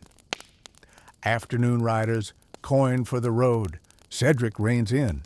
His voice is calm, almost casual. We've none to spare. Move aside. The man laughs. I wasn't asking. More movement. Two others appear, one behind us, another flanking the path. A poor ambush, really. Too few men. Too loud. Too confident. Cedric dismounts slowly, keeping his sword sheathed. That's a bad sign. He only does that when he's considering diplomacy or delivering a lesson. I know which one this is. You want a toll, Cedric says, stepping forward. Here's your price. He moves faster than I expect, drawing his sword in one smooth motion and closing the space between them in 3 strides. The first bandit stumbles back, raising a rusted blade that's immediately knocked aside. Cedric doesn't cut him, not yet. He simply disarms him, kicks him to the ground, and turns toward the others. The one behind me lunges. I spin, lifting my sword too late, but just in time to catch his blade with mine. The wood shudders in my grip. I push back off balanced teeth, clenched, trying not to panic. He's older, faster, stronger. But I'm not alone. Cedric dispatches the second man with a shield bash, then moves toward me. The bandit facing me sees this and bolts into the woods without another word. We're left with 2, one unconscious, one groaning in the dirt. Cedric stands over them. Tell your friends the road is closed, he says. And next time, try robbing someone who sleeps more than 4 hours a night. We ride in silence for a while after that. My hands still tremble. I didn't do much, but I also didn't fall. Didn't drop the sword. I look over, waiting for a comment. Cedric just nods once, then rides ahead. That's all the praise I'll get. That's all I need. By evening, the castle appears in the distance, framed by fading sunlight and the curl of chimney smoke. Home, such as it is. We stable the horses, unload the gear, report to the guard post, all routine. But Cedric stops me before I slip off to the stables. You held your ground, he says. Sloppy but brave. That's a start. I nod. Thank you, my lord. He adds almost as an afterthought. Tomorrow you'll begin sparring with steel. I blink. Real weapons. That's not just a lesson. That's a shift, a step forward. That night, I sit in the stables with my sword across my knees, replaying the fight over and over. Not the fear, not the near fall, but the stance, the swing, the moment where I didn't flinch. I sleep with the blade beside me and dream of real battles with fewer chickens. I wake before the bell today. Not by much, maybe a few minutes, but it's enough to feel like a victory. The stables are still dark lit only by the faint gray light of a dawn, too lazy to rise all the way. I sit up, slowly stretch with a groan, and run a hand through my hair, which has decided to become a hedge overnight. The pig stirs, then promptly rolls over. I envy him. The word echoes in my head as I lace my boots steel. Today I spar with steel. Not a sharp blade, of course, not yet, but a real sword weighted balanced cold in the hand. No more wooden staves, no more dented practice clubs that splinter when you breathe too hard. Today, my weapon has weight, and it might just leave a bruise if I'm lucky or unlucky. The courtyard is already bustling when I arrive. Cedric stands at the center, arms folded, watching a pair of older squires circle each other with cautious steps and narrow eyes. Their blades clash in a series of tight, controlled arcs. Sparks fly on one particularly well-angled parry. It's both terrifying and beautiful. Good Cedric mutters mostly to himself. Then he turns to me. You ready? I nod. I'm not, but that's never stopped me before. He leads me to the weapon rack where a row of dull-edged longswords waits. Each one is nearly identical, plain, practical, worn by time and sweat. He chooses one with a grip wrapped in faded leather and places it in my hands without a word. The weight surprises me. It's heavier than I thought. Not unmanageable, but different from anything I've held before.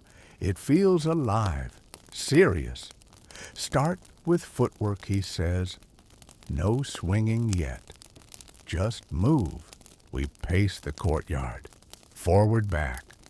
Side to side. Diagonal. Cedric calls out adjustments. Lower your center. Keep your chin tucked. Don't let the sword lead you. My arms tire quickly. My wrists ache. But I focus, trying to memorize the way my boots land on the packed dirt, the shift of my balance when I step, the sound of my blade's dull edge sliding through empty air. After an hour, he nods. Now, you swing. It's not graceful. It's not even coordinated. My first few strikes are too wide, then too short, then too slow. Cedric watches in silence, only speaking when I pause to breathe. You're thinking too much, he says. Swing like you mean it, or don't swing at all. So I do. I commit. I stop hesitating, stop trying to imagine the perfect form. I let my body move with what it's learned these past months, strength, rhythm, instinct. And for the first time, it feels like the sword is part of me. We break for water. My tunic is soaked with sweat. My arms feel like boiled rope. Cedric claps a hand on my shoulder. You'll bruise by tomorrow. That's how you know it's working. The rest of the day passes in a blur. I return to the stables for mid-morning duties, feeding the horses, mending a broken bridle, scrubbing the water trough that now contains a suspicious number of feathers. I don't ask. Afternoon brings archery drills. My aim is better now. Not perfect, but steady. My fingers find the string without fumbling. I can loose 3 arrows in the time it once took me to notch one. Cedric watches from a distance, saying nothing. That's how I know I'm doing well. Later, I'm sent to the kitchens to carry sacks of flour from the cellar. I nearly collapse halfway through. My muscles are already raw from the morning's sword work, but I finish. I always finish. Evening comes, and with it chores done and a little sliver of quiet. I sit by the well with a bowl of stew slightly oversalted, but still better than the watery mush we had 2 weeks ago. A few squires lounge nearby, trading stories of bruises, near misses, and exaggerated triumphs. One of them, a lanky boy named Henrik, asks if I actually fought off a bandit last week. I shrug. More like, survived him? He grins. Same thing, isn't it? After dinner, I return to the courtyard alone. The sky has turned that soft purple gray that means the day is exhaling. I draw the practice sword from the rack again, just for a few more swings, just to feel it. My shoulders complain, but I ignore them. Forward, step, swing, recover, again. I don't hear Cedric approach until he speaks. You're doing that wrong. I freeze. Which part? He smirks. All of it. Then he steps beside me, draws his own blade, sharpened, of course, and mirrors my stance. Watch. Not your feet, not your blade. Me. He moves slowly, purposefully. One clean motion, then again and again. I mimic him. Sloppy, but better. I feel the difference. Less noise in the motion. Less wasted energy.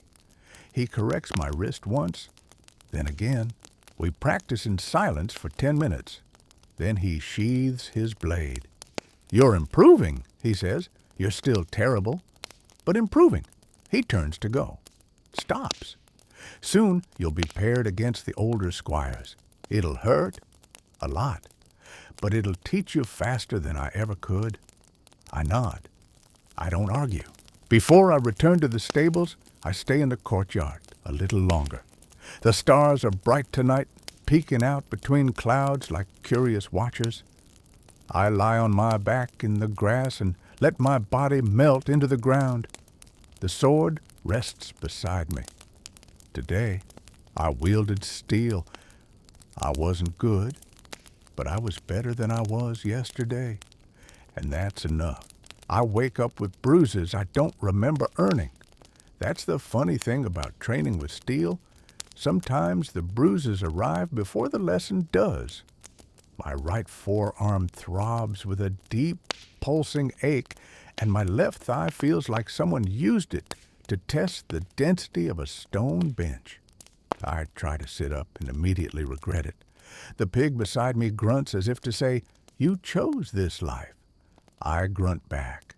The morning sky is washed in pale gray with clouds the color of wet parchment drifting low over the castle towers. Rain threatens, but hasn't committed. Everything smells faintly of damp straw and oil, the scent of preparation of sharpening blades, and last night's fire turned to cold ash. Today is my first sparring match against one of the senior squires. Not practice forms, not drills. A real match. With rules, yes, but still a match. Sir Cedric tells me at breakfast over a bowl of barley that tastes like boiled sand. You'll face Henrik after midday meal, he says casually, as if assigning me to sweep the stables. I try to nod. I manage a half shrug instead. Henrik is taller than me, faster too. He has 3 years on me and a jawline sharp enough to slice bread. He's also left-handed, which means half his swings come from directions I'm still learning to anticipate. I've seen him spar before. He moves like water. I move like someone drowning in it. The hours leading up to the match are slow and heavy. I muck stalls. I brush despair until her coat gleams. I carry feed bags that nearly tear my arms from their sockets. Every task is a distraction. Every distraction is a blessing. I avoid the training yard until the last possible moment. When I arrive, a small crowd has gathered Squire's stable hands, even one of the kitchen girls wiping her hands on her apron curious. Cedric stands at the edge, arms crossed. He nods at me once. Try not to die. I step into the ring. The dirt is soft underfoot, churned from previous matches. The practice sword in my hand feels both familiar and foreign, heavier than yesterday, lighter than my doubts. Henrik is already there, stretching his shoulders, grinning like this is just another game. "You nervous?" he asks, not unkindly. "A little, I admit." He nods. "Good. Means you'll think before swinging." We take our positions. Cedric raises his hand to 3 touches. Controlled strikes only. Begin. Henrik circles immediately light on his feet. I hold my stance. Wait. He feints left, then slashes from the right. I block it barely, but stumble back. The watching squires let out a soft ooh. Great start. We reset. This time I press forward first, aiming low. Henrik parries with ease, steps aside, and lands a clean tap to my ribs. 1. I grimace, but stay up. The blade didn't bite, but it rang through the bone like a tuning fork. The second round is faster. I parry a high strike and lunge, striking his shoulder. He blocks just enough to deflect, and my blade slides harmlessly off. He twists steps inside and taps my side. 2. I back away, chest heaving. The sweat in my eyes stings. Cedric's voice cuts through the crowd. "Don't chase. Make him come to you." I take a breath, then another. Henrik advances, confident, sure of himself, and I wait. Step back. Let him come. He swings low, I jump it. He swings again, I deflect. The blades clash and lock, and for a brief moment we're eye to eye. I twist, step in, tap his thigh. 2-1. He nods in approval. Nice. Then the grin returns. But now I try. The fourth exchange is a blur. He moves faster, more aggressively. I parry once, twice. The third blow nearly knocks the sword from my hand. I retreat, slip, regain footing. He presses. I duck under a swing too low, and before I can rise, he taps my shoulder. 3. It's over. The crowd claps politely. A few whistles. Henrik offers his hand. I take it. "You lasted longer than I thought," he says with a smile. "You're tougher than you look." Thanks. I manage wiping sweat from my brow. My ribs ache. My wrist pulses, but I'm standing. Cedric walks over. "Not bad," he says, then adds, "You'll go again tomorrow." "Of course I will." I limp through the rest of the day, sharpening tools, restacking the firewood I knocked over last week, helping a carpenter carry planks to repair a broken window shutter. Every motion hurts, but I carry it differently now.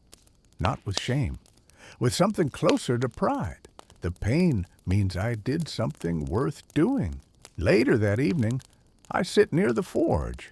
It's quiet now, the smith having retired for the day, the coals glowing softly in the dim light. I watch the embers, my practice sword, resting across my lap, and think about the match, about the block I missed, the move I got right, the rhythm of combat, that blend of thought and instinct, body and breath. Henrik walks by, gives a nod, then keeps going. We don't need to say anything. The match said enough. When I finally return to the stables, the pig is already snoring, head buried in my blanket. I don't bother moving him. I lie on the straw, curl up beside my sword, and let sleep take me, bruised, tired, but slowly becoming something I recognize. I wake up and immediately know something's wrong. Not painful wrong, though. Yes, everything still aches, but off like the air itself is holding its breath. No bells, no shouting, no hoofbeats in the yard, Just silence thick and peculiar, like the castle forgot to wake up. I sit up in the straw, careful not to disturb the pig who's somehow cocooned himself in my only usable cloak. Outside, the sky hangs low, heavy with clouds that haven't quite decided if they'll rain or not. A strange stillness wraps around the morning, not peaceful, not threatening, just watchful. When I reach the barracks, the usual rhythm of Squire life has been paused. No one is cleaning armor. No one is chopping wood. Instead, we're being called into formation. Cedric stands in the courtyard with his hands behind his back and his voice sharper than usual. A messenger arrived before dawn, he announces. Sir Roland, commander of the southern garrison, was injured in a skirmish near the border. Lord Garwin has ordered a support company to ride out by noon. We go with them. There's a moment of stunned silence. Then movement. Quick, focused. The kind of urgency that only appears when danger isn't just possible, it's real. My chest tightens. A real deployment, not a patrol, not a hunting trip. And though Cedric doesn't say it directly, I understand we're riding into something that smells of battle. The squires are split into groups. Some will stay behind to guard the keep. Others, like me, are chosen to accompany our knights. I'm not given a choice. Cedric hands me a new set of saddlebags and a whetstone. Sharpen everything he says. We may need it all. I move through the morning in a daze. I oil the blades. I pack food rations, dried meat, hard cheese, black bread, so dense it might double as a shield. I saddle Despair, who for once doesn't try to bite me. Even she can sense it, something's coming. By late morning, we assemble at the main gate. 20 riders, most of them seasoned, all of them armored.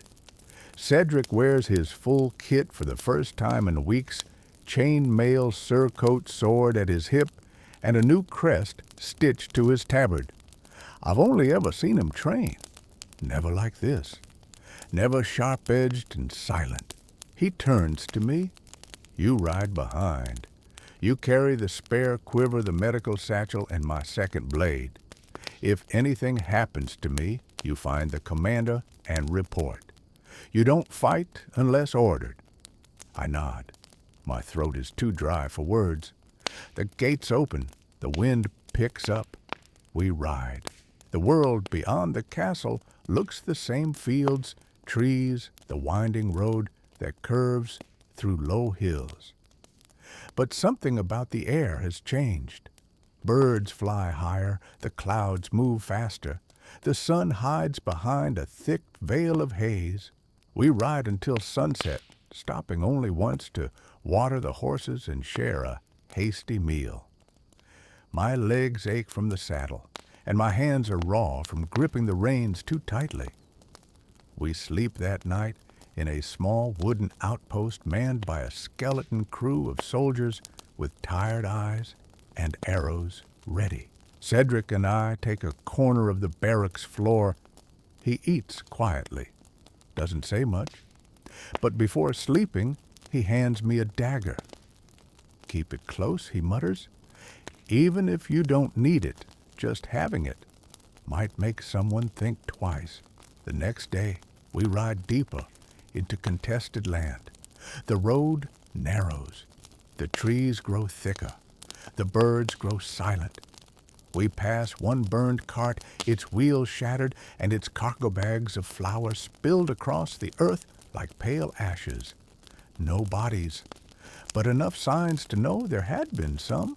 When we arrive at the southern garrison, the mood is grim.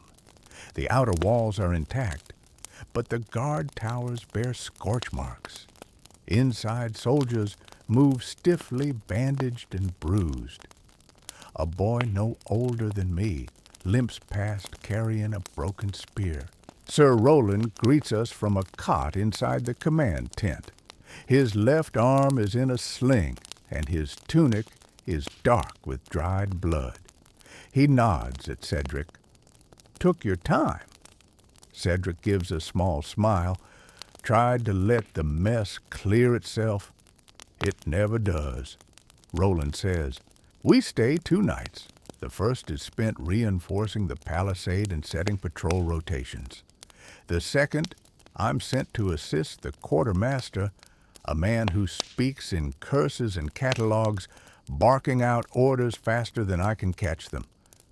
I carry bolts of cloth, refill barrels, and help repair 2 broken crossbow strings using beeswax and a prayer. On the 3rd morning, a scout returns with news a group of raiders was spotted near the river. Likely mercenaries, possibly armed, definitely organized. We're to intercept, not engage yet, but observe, test their intent. We ride again. This time, the forest is thick with tension. Every twig snap sounds like a threat. Every shadow like a trap. Cedric rides ahead, visor down, hand resting on his hilt. I trail behind, with the other's fingers curled tightly around the dagger in my belt, praying I won't have to use it. We find them just before dusk, 8 men cloaked, carrying weapons too clean for honest travelers. They're gathered around a fire, laughing. Our captain signals for silence. We watch from behind a low ridge hidden by underbrush. Then something changes. One of them stands, turns slightly, and looks directly at us. We don't wait. We fall back. No fight, no blood. Just a message sent, "We see you." And now, you know we're watching. We return to the garrison in silence. Cedric says nothing until we're inside the walls. Then he turns to me. "You did well. You kept your head." It's the closest thing to a compliment he's ever given me. That night, I sit alone near the barracks steps, looking out over the torch-lit camp. I hold the dagger in my hand. I didn't use it, but I kept it close. That counts for something. The next day, we return home. The road is long, but the weight of what we've seen rides with us. I say little. Cedric says even less. But something has shifted between us. I'm still a squire, but I'm no longer just the boy who polishes armor and gets trampled by horses. I was there. I stood my ground. I learned to see danger before it struck, and I kept going. I wake with dust in my throat and a taste of iron on my tongue. We're back in the castle, but the road hasn't left me yet. It lingers in the stiffness of my spine, the soreness in my palms, and the odd way I still flinch at birdsong as if it might signal something worse. The pig snoring comforts me. It's loud, vulgar, but familiar. A reminder that for now the walls around me are stone, not forest. The sky outside is a smear of gray, neither storming nor clear, and the courtyard feels quieter than usual. Word travels fast. Even though no one officially says we've returned from a potential skirmish, the squires look at me differently now. Not reverently, but with a new kind of silence. The kind reserved for someone who's seen something and didn't come back loud about it. Cedric calls me early. There's no well done, or you survived.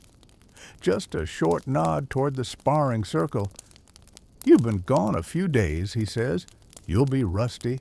I want to tell him that sleeping on tree roots, evading mercenaries, and carrying a satchel full of medicinal bandages is not good for shoulder flexibility, but I just nod and take up the training sword.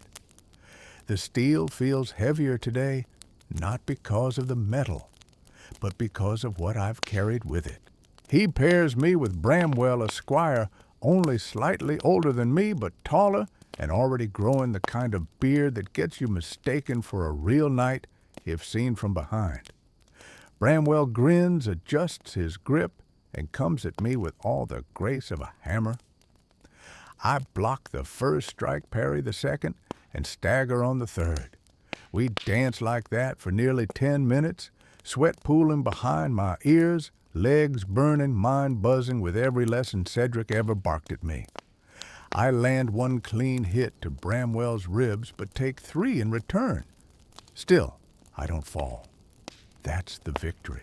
Later, during midday chores, I'm sent to assist with a new shipment of supplies, barrels of salted fish, crates of dried peas, and 2 mysterious bundles labeled only for the upper tower. Urgent. I don't ask. I never do. The castle's economy of questions runs on silence and quick feet.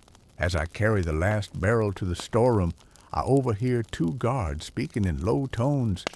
They mention the border again. Talk of unrest, of movements from the east. One mutters, "Not just raiders anymore." The other spits and says, "It's always raiders until they have banners." I pretend not to hear, but the weight of their words settles somewhere between my shoulder blades, heavier than any crate I've hauled today. That evening, I find myself in the library, not the grand one reserved for noble scholars, but the small tucked-away room used by clerks and squires who want to study maps or read old training manuals filled with drawings of men doing wildly impractical sword moves. I leaf through one such book, not to memorize technique, but to rest, to exist in a space where learning doesn't come with bruises. Cedric finds me there. I don't know how long he's been standing behind me, but when I turn, he doesn't look angry, just tired. He nods toward the book. "That one's rubbish," he says. "The man who wrote it died tripping over his own scabbard." I snort, surprised by the humor. Cedric sits on the bench opposite mine, lays a wrapped bundle between us, and unwraps it slowly. Inside is a dagger, real, steel, plain hilt, no ornament, but well forged and carefully balanced. He doesn't look at me when he speaks. It's not ceremonial. It's not decorative. It's not a gift. It's yours now because it should be. He pushes it toward me, then stands. Keep it sharp, and don't stab yourself. I sit there for a long time after he leaves, staring at the blade, not shining, not special, but mine. A weapon meant to be carried, not displayed.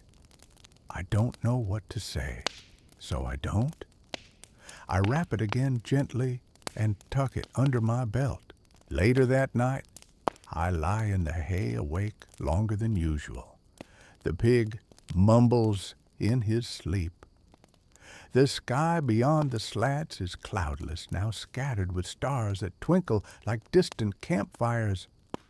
I don't know if I'll sleep, but I do know something has changed. I carry steel now, not because I earned glory, but because I stayed upright when it would have been easier to run. Because I listened, because I watched, because Cedric saw something and decided it was enough. And maybe it is. I wake to find the dagger still tucked in my belt. Somehow in the night, it settled into place like it's always belonged there, like it's a part of me now, not something newly given. It's a strange feeling, quiet and sharp, sitting just under the skin. Not pride, not fear, just weight, a reminder. The courtyard is already alive when I step out. Rain came during the night, and the stones are slick with mud and scattered leaves. Cedric's voice cuts across the morning, calling names, issuing orders. I hear mine. Tomlin, pack light. We ride west in 1 hour. That's all he says before turning back to his map, but I know better than to ask questions. Back in the barracks, I stuff my satchel with the usual rations, flint, a roll of bandages, spare bootlaces, and now the dagger unwrapped, resting snug along the inside seam. It's not the kind of ride where I'll be using it, I hope, but just knowing it's there changes something. Not in how I walk, in how I carry myself. Outside, the group is smaller than usual. Just 4 riders. Cedric, myself, Sir Elric, an older knight with a face like an old oak tree, and his Squire Ansel, who's built like a beanpole and always looks like he's halfway through an apology. We mount up and ride under a sky still smeared with clouds, the sun barely showing through. The reason for our journey is soon made clear. A border hamlet hasn't sent word in 2 weeks. Normally it wouldn't matter, but Lord Garwin's sister lives there, and silence in tense times rings louder than noise. We're not to interfere, just observe, deliver supplies, return. The trail west cuts through hills I've never ridden. The trees here grow twisted older, their trunks gnarled like clenched fists. Birds move silently from branch to branch, and the wind sounds like breath. By midday, we stop at a ridge to water the horses and eat. Cedric breaks the bread without a word. Elric drinks sparingly from a flask. Ansel offers me a hunk of cheese. I nod thanks, take it, and we eat like soldiers, quiet, fast, watching the horizon. It's not tense, but it's not ease either. It's that middle space between anticipation and memory, where you know something's coming, but don't yet know its name. We reach the hamlet just before dusk. It's small 6-stone houses, 1 wooden mill, a chapel that leans slightly east. But something's wrong. No smoke, no sound, no movement. Cedric raises a hand. We dismount. Stay close, he says. Don't speak unless needed. His hand never leaves his sword hilt. We split, Cedric and I, head toward the mill, Elric and Ansel toward the chapel. The path is muddy, scattered with prints, but not fresh. Cedric knocks on the door of the mill house. No answer. He pushes it open. Inside, the hearth is cold. The table still holds a bowl of oats long spoiled, a cup overturned, dust over everything. In the corner, a cat sleeps on a pile of rags. It blinks once at us, then curls deeper into itself. At least someone's alive. We search the other houses. Nothing, no people, no signs of struggle, just emptiness. Cedric mutters, not raiders. They'd have burned the chapel. He's right, the place hasn't been looted. It's like the entire village simply vanished. At the chapel, Elric finds a note pinned to the door with a rusted nail. It's short, written in a rushed hand. Gone to the hills. Illness. Took only what we needed. Cedric reads it twice. Then again. Plague, he asks half to himself. Elric just nods grimly. We leave that night. No fire. No camp. We ride back in near silence, the horses' hooves muffled by wet earth. There's no threat behind us. But we ride fast anyway. Back at the castle, we're met with hot water-clean tunics and quiet questions. Cedric gives his report to Lord Garwin without ceremony. Empty. No casualties. No signs of combat. Possible sickness. Caution advised. That's all he says. That's all that needs to be said. Afterward, I sit by the fire in the outer hall, warming my hands, trying not to replay the stillness of that hamlet, the untouched bowls, the missing people, the cat. It wasn't war. It wasn't peace. Just disappearance. And somehow, that feels worse. Cedric joins me. He doesn't sit. Just stands behind the bench and says, "You did well. Kept alert. Noticed details I missed." I blink, unsure if I heard right. "What did I miss?" I ask. He's quiet for a second, then says, "There were no wagon tracks, no trail. If they left, they walked." Why, I don't answer. I don't know how. Later that night, I sharpen the dagger. Not because it's dull, but because the act calms me. Scrape, slide, scrape. The rhythm is familiar. The sound is honest. I sleep with it beside me again, but this time I dream not of danger, but of Empty chairs, silent hearths, questions with no voices to ask them, and in the morning I wake not afraid, just aware. The days blur again. After the quiet terror of the empty village, everything here feels louder. Every clang of hammer on steel, every shouted order in the yard, every clatter of hoof on stone feels somehow more intrusive than before. I go about my chores with the same diligence, polish, haul, sweep, lift, but something has shifted inside me. Not a break, just a bend, a quiet tilt in how I carry the world. I notice things now that I didn't before. How the guards lean slightly more toward the gate when they talk. How Sir Elric hasn't left the castle wall since our return. How Cedric lingers a moment longer than usual before each training session, as if deciding whether today is the day he tells me something I'm not ready to hear. It's early morning when Cedric finally pulls me aside, not for punishment, not for errands, but for something else entirely. "You'll shadow the blacksmith for a fortnight," he says almost casually, like this wasn't a surprise.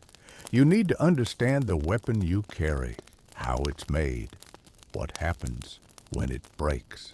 I want to ask why now, but I bite my tongue. Instead, I nod, and an hour later, I'm in the forge, sweat already beating at the back of my neck from the heat radiating off the coals.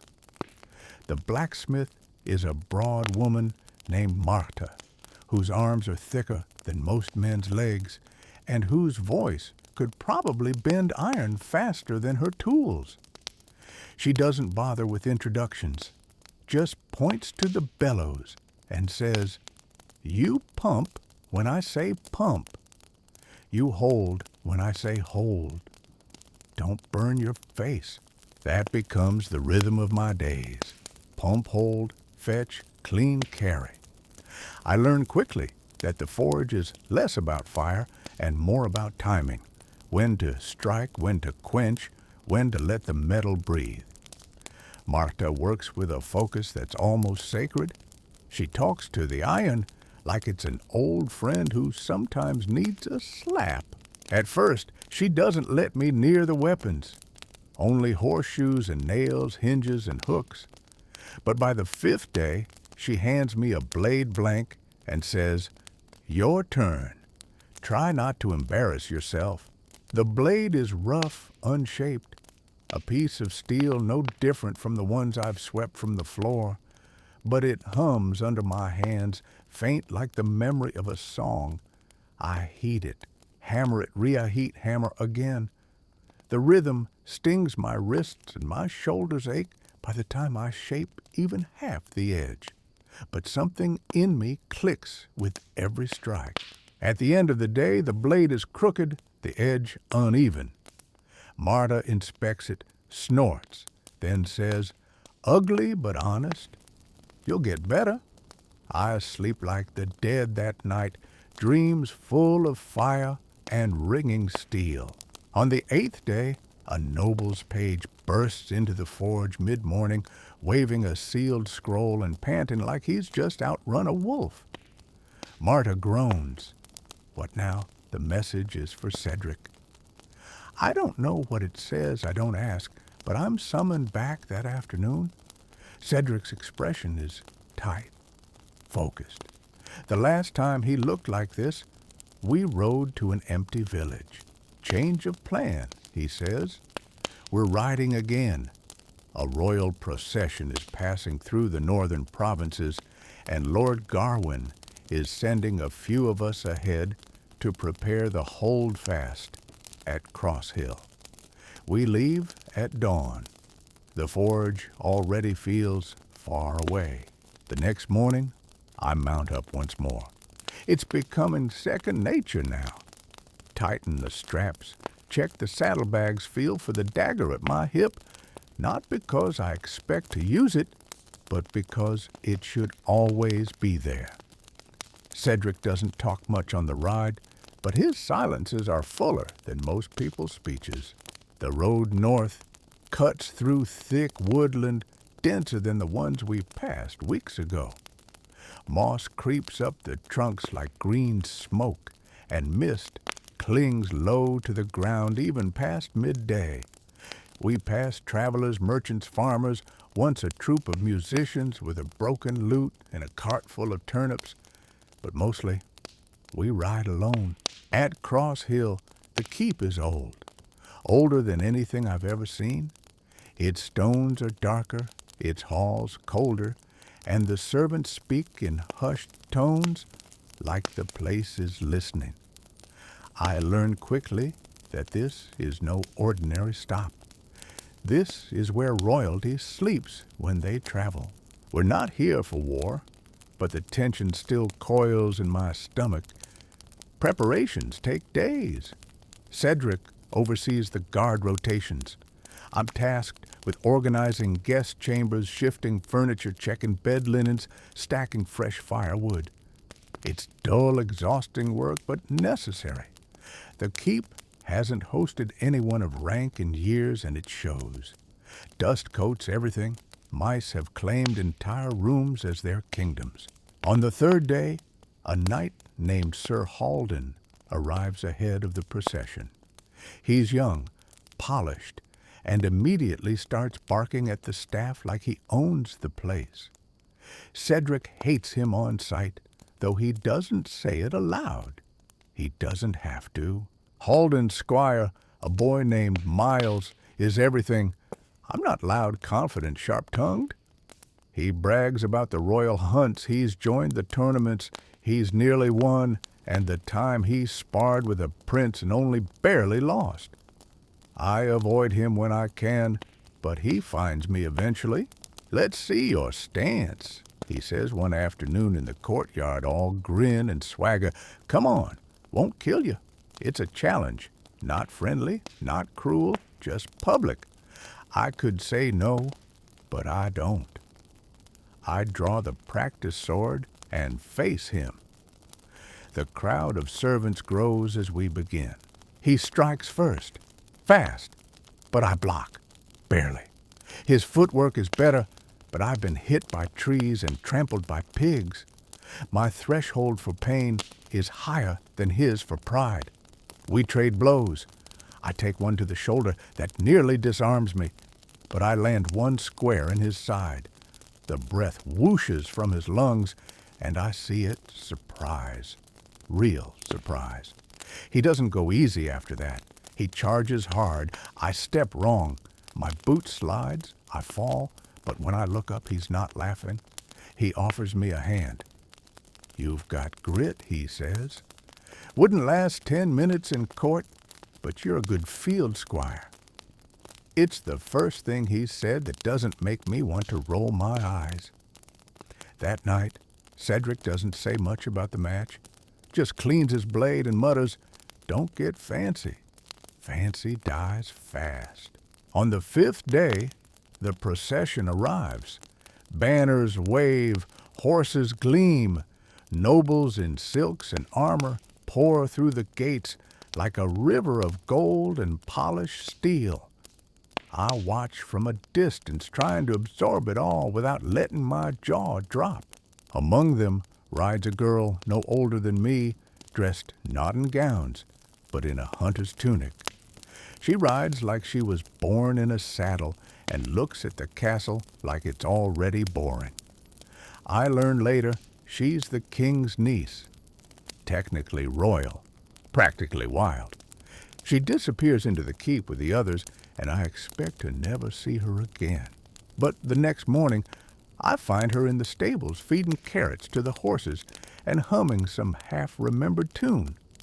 She sees me, nods once, and says, "One of them bite you yet, only emotionally," I answer. She laughs, loud, unguarded, and just like that, something shifts again. Not a break, just a bend, a new angle on the world. And once more, I wonder not if I'm ready, but what comes next. You're not sure why she keeps showing up in your mornings. Maybe because you rise before most squires do. Maybe because she's not like the rest of them, those royal creatures who stay indoors fanned and flattered, too perfumed for real air. She doesn't wear jewels, doesn't carry herself like a girl made of silk and secrets. She spits apple seeds into the hay and tells the stable hands they're doing it wrong. They grumble, but they listen. Even the horses stand quieter when she's around. Her name, you learn, is Isolde. No title spoken with it, just Isolde. She doesn't offer more, and you don't press. Her eyes are the color of ash bark after rain, and her fingers are always scratched or stained with something ink, berry juice, or soot. You pass each other daily now. She tosses you half of whatever she's stolen from the kitchen's bread plums, once a wedge of cheese, so strong it made your nose sting. She doesn't talk much, but when she does, it's never what you expect. One morning, she leans against the fence, watching the squires spar. You're across the yard holding a training shield, too big for your frame, sweating under your gambeson. When you glance up, she's watching only you, her face unreadable. Later in the corridor, she passes by and mutters, "You lead with your left too early." Then she's gone. The next day, you wait for her in the stables. Not on purpose, of course. You're just brushing down the horses. And maybe checking the door, a lot. She shows up, flops down beside a sleepy gray mare, and starts sharpening a small knife. You ever sneak out of a keep before she asks, as if she's asking about the weather? You choke a little on your own breath. She grins. That's a yes or a no question, stable boy. You manage a week no good, she says. Then tonight will be your first time. Before you can protest, she's already listing what you'll need: dark cloak, quiet boots, 2 apples, 1 for bait, 1 for you, and a sense of adventure. She doesn't ask if you're coming. She just assumes. Somehow, that makes it harder to say no. When night falls, you find her waiting by the kitchen garden. The moon hangs low, full, but veiled behind streaks of cloud. You follow her along a narrow path behind the well through a broken section of the wall hidden by ivy. The stones are cold under your palms. On the other side, the world stretches open, no walls, no guards, just grassland and the edge of the woods black and humming. You walk for a long time without speaking. She leads you to a glade where the stars press closer, where the trees part like an audience. In the center, she spreads a blanket and pulls out a bottle of something that smells like apples and fire. You both sip and cough, then laugh, then sip again. She talks about things you don't expect, about how her mother taught her to shoot before she could read, how she's never wanted to marry anyone who'd ask first, how the castle is too quiet at night and too loud during the day. You listen mostly. She doesn't need much prompting, just presence. At some point, you realize you're lying on your back looking at the stars, her shoulder brushing yours. She's silent now, breathing slow, the kind of still that makes you forget time exists. And for the first time in weeks, maybe months, maybe since you first arrived at the castle, you feel something you can't name. Not safety, not joy. Something quieter, like the world has paused just for you. You don't kiss. That would break whatever spell you're under.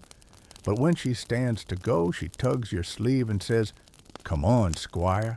If we're caught, it better not be for loitering." Back inside, you part ways at the cellar stairs. No words. Just a glance and almost smile, and the soft thud of her boots on stone. You sleep better that night than you have in weeks. The dagger under your pillow hums as if pleased. The next day, everything returns to its rhythm. Chores, drills, endless tasks. But something's different in you. Lighter, maybe, or steadier, Cedric notices. You're holding your stance better, he says. Still slow on the pivot, but your mind's sharper. You want to say I saw the stars last night and for once didn't feel small. But instead, you just nod. I've been practicing. By late afternoon, the keep buzzes again. Servants rushing guards, pacing nobles, whispering. A messenger arrived an hour ago, soaked in sweat and mud. The royal party is leaving early. Tensions in the south. More than just rumors now. Cedric pulls you aside. We ride tomorrow. Escort detail. You'll pack light travel ready. Where to? Doesn't matter, he says. You go where the banner goes. That night, you find Isolde in the armory sharpening her bow tips. She looks up, expression unreadable. You don't need to explain. She already knows. I'll be leaving too, she says. Different road, same nonsense. You nod. Then after a pause you say, thank you. She looks at you, then not teasing, not mysterious, just honestly, and says, don't forget the stars, Squire. You don't answer, but you know you won't. When morning comes, you're in the saddle before the sun rises. Cedric rides ahead, banner furled. The wind bites. The road stretches long. But something in you is awake now. Not just a squire, not yet a knight, but something between. And finally, you don't mind the in-between. The road south coils like a ribbon that's been stretched too thin, cracked in places, stubborn in others, and always watching. You ride it at a steady pace, flanked by half a dozen riders and twice as many loaded wagons. Cedric leads always just ahead, eyes forward like the horizon, is whispering secrets only he can hear. You stay in the middle of the procession, just far enough back to catch your breath, just close enough to answer if called. The banner tied to the lead wagon flutters limply, deep red with gold, threading dulled from weather and dust. The land shifts slowly as you go. The trees grow thinner, the fields wider. Villages come and go, most quiet, most wary. You see eyes behind shutters, faces and doorways that vanish before you can wave. Not fearful exactly, just worn. Like they've seen too many troops pass and are still waiting for one that won't leave something broken behind. You don't ask why you're heading south. Cedric hasn't said, and no one else dares. But the rumors bubble up during campfires and whispered chores trouble near the marshes, a noble family in rebellion, perhaps even sightings of bandits wearing colors they shouldn't. You don't believe half of it. The other half makes your palms sweat. At night, the camp is tight. No songs, no stories, just low murmurs, clinking pots. And the occasional burst of laughter, too loud, too fast, like it's trying to chase something away. You take the second watch most nights, sitting near the outer wagons with your cloak drawn tight and your dagger hidden in your boot. The stars are harder to see now. Clouds press down like a ceiling. Cedric keeps to himself more than usual. He speaks only when needed, trains sparingly, and never eats first. You catch him once late at night, talking to a captain, in a hushed voice, brows furrowed. You pretend not to notice. By the fourth day, the road forks. You take the smaller path, rougher, less traveled. Cedric mutters something about speed and safety. You don't question it, but the others do. A merchant in the rear wagon grumbles loud enough for even the trees to hear. By dusk, it's clear the road hasn't been used in some time. The grass grows high in the middle, and broken cartwheels litter the ditches. Cedric halts the caravan and orders a tight formation. The tension spreads faster than the fire. You eat in silence. Even the horses seem restless, snorting and stomping more than usual. That night, you draw third watch, the darkest hour before dawn. The fire's low. Your eyes ache. But something keeps you awake. You hear at first a soft crunch like leather on wet leaves. Then another.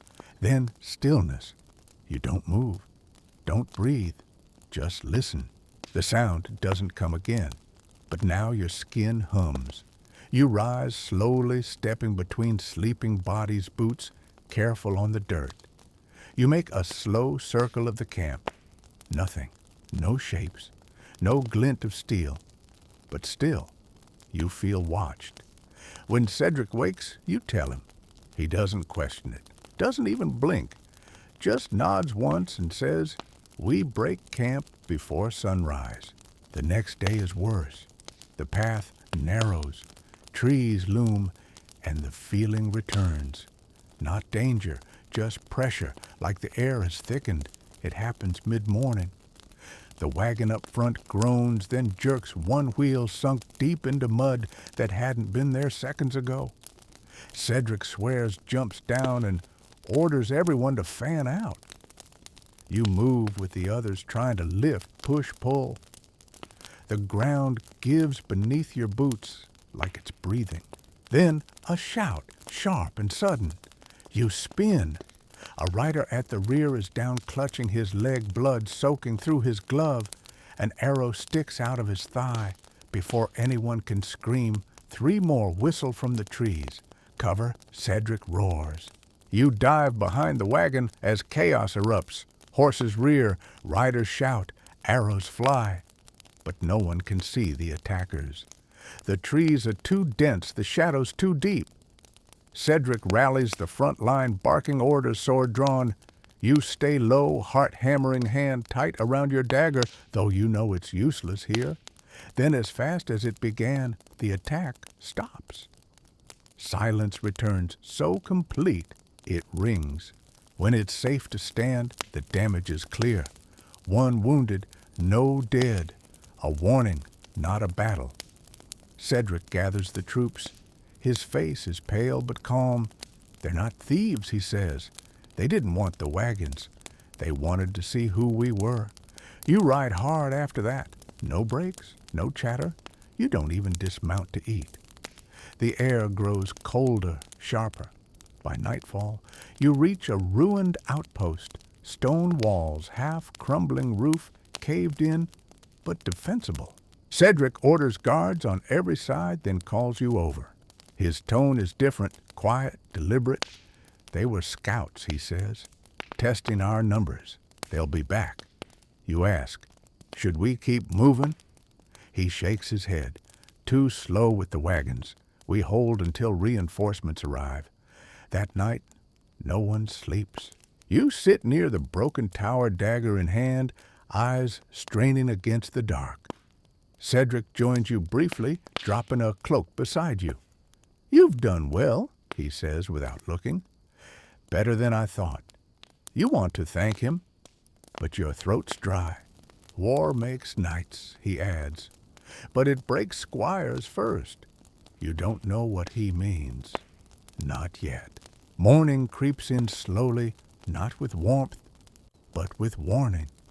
The sky is pale and streaked with tired blue-gray light, and the air clings to your skin like the breath of something ancient. The camp is already moving, boots scraping, shields being fastened, horses being saddled with less ceremony and more urgency. No one says much, not because there's nothing to say, but because anything said out loud might make the fear real. Cedric walks the perimeter with eyes that don't blink enough, checking fortifications that barely deserve the name. A few soldiers stack broken furniture and stones into what passes for a barricade. You help where you can, though the wood keeps splintering in your hands and your arms feel like they've been filled with sand. You've never been in a real battle. You've trained, of course, taken beatings, thrown punches, cut your knuckles on dulled blades. But all that was in yards with rules and time limits. This is different. This smells of damp moss, burnt iron, and the raw, sour sweat of men who might not live to see tomorrow. Even the horses seem quieter, like they know too. Cedric calls the squires together near the collapsed tower wall. His voice is calm, firm, and terribly matter-of-fact. They may return today, or they may wait, but we assume they're coming. He scans each face. You are not to act alone. You are not to break formation. If you can't hold a sword steady, carry a shield. If you can't do that, carry messages. Every pair of hands matters. You nod along with the rest. Your stomach tightens, but not from hunger. Then, strangely, there's a lull. Hours pass, the sky brightens into late morning, even hints at sunlight. The men relax just slightly. Cedric allows a rotation, gives the order to eat. You chew hard bread and dried meat without tasting it. Your water skin is nearly empty. The longer the quiet stretches, the louder your thoughts become. Maybe they're not coming. Maybe the arrow was just a warning. Maybe you'll leave this place after all footsore and shaken, but whole. Then you hear it. Not a shout, not a horn, just a sound too regular to be anything natural footsteps. Dozens, marching through underbrush that wasn't meant to be walked in. You freeze bread halfway to your mouth. A soldier on watch cries out, "Movement East Ridge." Cedric doesn't yell. He simply lifts his hand, and the men snap to attention like pulled by strings. Shields rise, bows notch. You grab your blade and join the back line, your breath shallow, your knees already aching. A heartbeat later, the first figure appears, then two, then five. Leather-armored men, faces painted in charcoal patterns, advancing without noise. Their leader raises a short sword, then drops it forward. The charge begins. The world narrows to steel and shouting. You stay in place just like Cedric drilled. At first it's chaos boots pounding arrows, slicing the air shields, clanging like struck bells. But then your training kicks in. You deflect one blow duck, another shove forward. You aren't trying to win. You're trying not to die. At some point, you lose Cedric in the fray. You think you see him near the gate blade, flashing his movements efficient and brutal.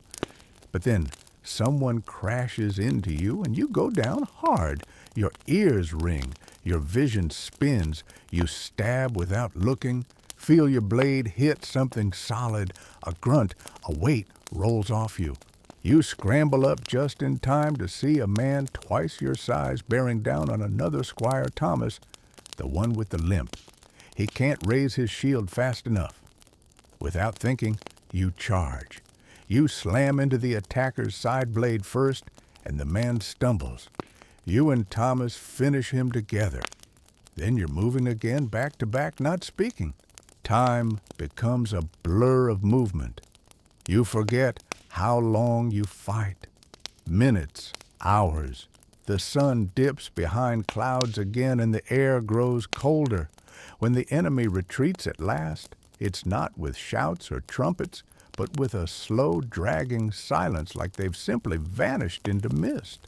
You stand there panting, not sure if it's over. Then Cedric walks through the fog helmet, off face streaked with dirt and sweat, but alive. He makes a circle of the wounded nods once to you and says, "You held." Only later do you see the bodies. 6 dead on your side. 14 of theirs, maybe more. 1 wagon burned. 1 horse missing. A lot of blood in the dirt. You help carry the dead to the courtyard. They don't look peaceful. One of them is just a boy. Probably not much older than you. His sword is still in his hand.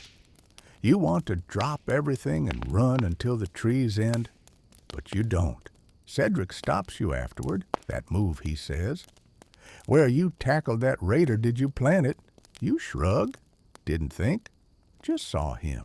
He studies you for a long moment, then nods. Good. That's instinct now. That's what keeps people alive. You're too tired to feel proud, just numb. That night, they hold a small fire for the fallen. No music, just quiet names spoken. You sit apart cleaning your blade. Isolde would have hated this place, you think? Or maybe loved it. She'd have found the cracks in the stone and used them as footholds. You wonder where she is now. Cedric joins you briefly. He doesn't say much, just passes you a flask that tastes like burnt wood and sour berries. You drink anyway. You did well, he says finally. You look at him, really look, and realize he's more tired than you've ever seen him. Are we going back? He shakes his head. No. We keep moving. South still. You nod, even though your bones beg otherwise. As you lie down to sleep, sword at your side, your thoughts drift. You think of stars you can't see, of apple seeds, of a broken tower and a girl with a knife, of the boy whose name you didn't know lying still now behind the burnt wagon. You don't cry, but sleep doesn't come easily either. You wake up before the sky does, long before the light has the courage to climb over the ruined walls. Your body aches in ways that have no names, not just bruises or cuts, though you've got those too, but the deep kind of ache that sits in your spine and hums like a low drumbeat. You sit up slowly, wincing, blinking grit from your eyes. Around you, the camp is still fires dying to, embers, cloaks pulled tight, the faint shuffle of someone turning in their sleep. For a moment, you're almost convinced you imagined the battle. Then you shift your weight and feel the throb in your ribs and know it was real. Too real. Cedric is already awake, of course. He doesn't sleep like the rest of you. He naps and slices rests with one eye open. You see him at the edge of the outpost wall, arms folded, watching the tree line, like it's telling him a story in a language only knights understand. You join him quietly. He doesn't look at you, just grunts a greeting. They're gone, he says, for now. You nod. Your throat is dry. Your words caught somewhere behind your tongue. We ride again. Soon, he adds. The sooner we reach High Barrow, the better. High Barrow.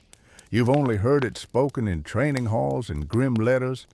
A southern fortress half buried in old rock and older debts. A place soldiers go when things are about to get worse.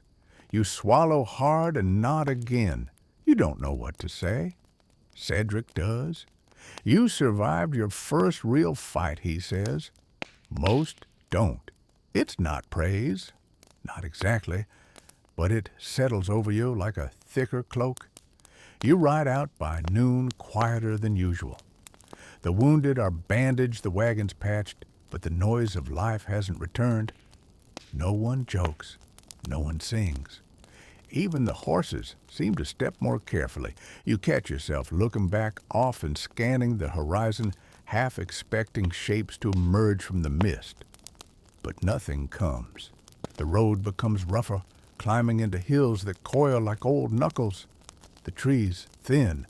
Rocks rise from the ground like broken teeth. Your hands stay on your reins, knuckles pale. No one tells stories now, not about dragons, not about lost kings, not about girls waiting in towers. All those feel like someone else's world. On the third day, rain finds you. It doesn't fall in sheets or torrents, it creeps. A steady needling drizzle that seeps into your boots, your collar, your bones. The mud thickens, the wheels groan. You're drenched within hours, but no one complains. Complaining feels childish now. You'd rather be wet and alive than dry and buried. You make camp beneath a jut of stone they call Crow's Tooth. There's no shelter, but it cuts the wind. You huddle with the others around a smoky fire trying to wring the damp from your cloak without freezing.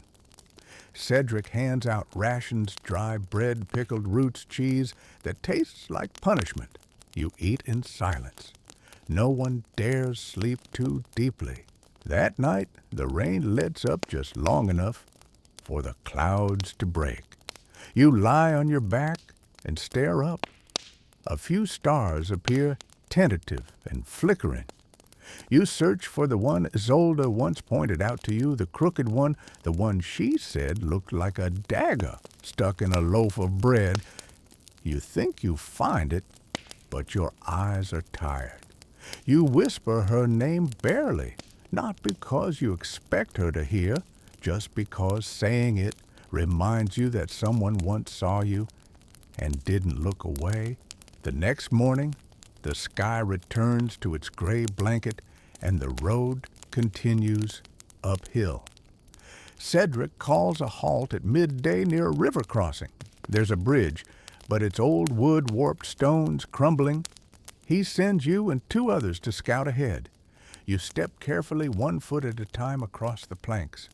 The water beneath gurgles and swirls, brown and fast-moving. Halfway across you freeze. Something's wrong. Stop, you say. The others obey. You kneel and press a hand to the wood. It's damp, but something else scratched. Grooved in odd patterns, too uniform to be natural. A trap, one of the others whispers. You nod slowly, or a signal.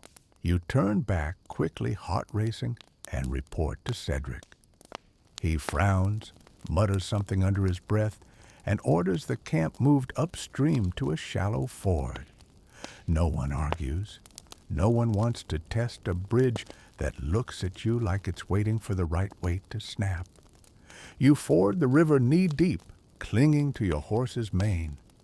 The water bites, but you get across. Everyone does. Behind you, the bridge stays still silent. But you feel its eyes on your back. That night, Cedric gathers the squires. His voice is quiet, steady, but it carries a kind of edge now. We're not just riding anymore, he says. We're being watched, tested. Every mile we ride without falling into their hands is a victory. So treat every step like it matters. He looks at you when he says that last part. You nod, and for once, you believe it. Sleep comes in pieces again. You dream of rivers that whisper your name, of bridges that sigh when you cross them, of faces in the mist that look like yours, but older, wearier. In the morning, your dreams cling to you like damp clothes. But you rise, you pack, you mount your horse. Because that's what squires do. You don't know what waits in High Barrow, but you know you're going there. And somehow, that's enough.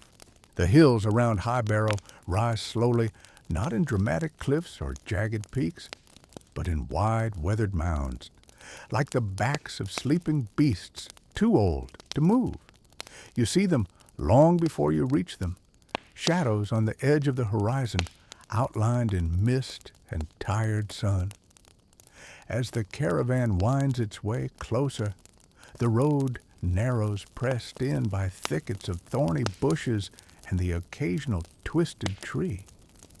Cedric rides near the front again, his posture sharp, as if the mountains demand it. You've been riding for days now, and every part of you aches, knees, stiff back, sore fingers, permanently curled from holding the reins. You've stopped caring how dirty your cloak is or how much dried blood still clings to the cuff of your tunic. What matters now is moving forward and not getting caught in the mud, literal or otherwise. The closer you get to High Barrow, the quieter it gets. The birds once annoyingly persistent have vanished. The wind doesn't whistle here, it mutters. The air is colder but not clean. It carries the memory of smoke. Somewhere ahead, someone burned something not long ago. By mid-afternoon, you see the tower, just the top of it, at first poking above the treetops like a crooked finger pointing at the sky. As you climb the final slope, the rest comes into view. High Barrow Keep. It's not grand, not like the castles you used to dream of. It squats low on the ridge, hunched and tired, built from thick gray stones that seem to absorb the light around them. The outer walls are intact, barely. Parts of the southern side look new or hastily repaired, as if someone patched up a wound and hoped no one would notice. You pass through the outer gate in silence. The guards don't challenge you. They just nod eyes, sunken faces unshaven. They look like they've been living on edge for months. Inside the courtyard is a mess of half-dug trenches, stacked crates, and horses tied too close together. There's a smell smoke iron, and something faintly sour like boiled cabbage, and desperation. Cedric dismounts and gives orders quickly. You're told to unload the wagon, stable the horses, and report to the lower hall for orientation. That's the word they use. It sounds almost polite, like you've just arrived for summer camp, not a siege. The hall is damp and smells of oil and mildew. The benches are warped, the torches burn low, and the only map on the wall has a large rip through the eastern quarter. A woman in chainmail greets you, Lady Rosen, steward of High Barrow.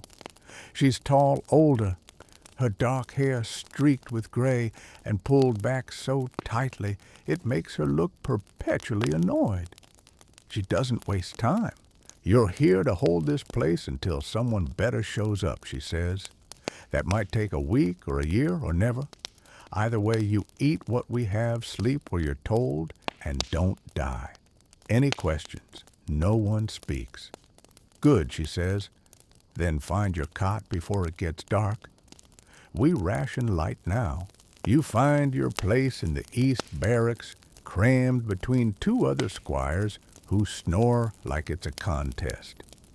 The mattress is thin, the blanket thinner.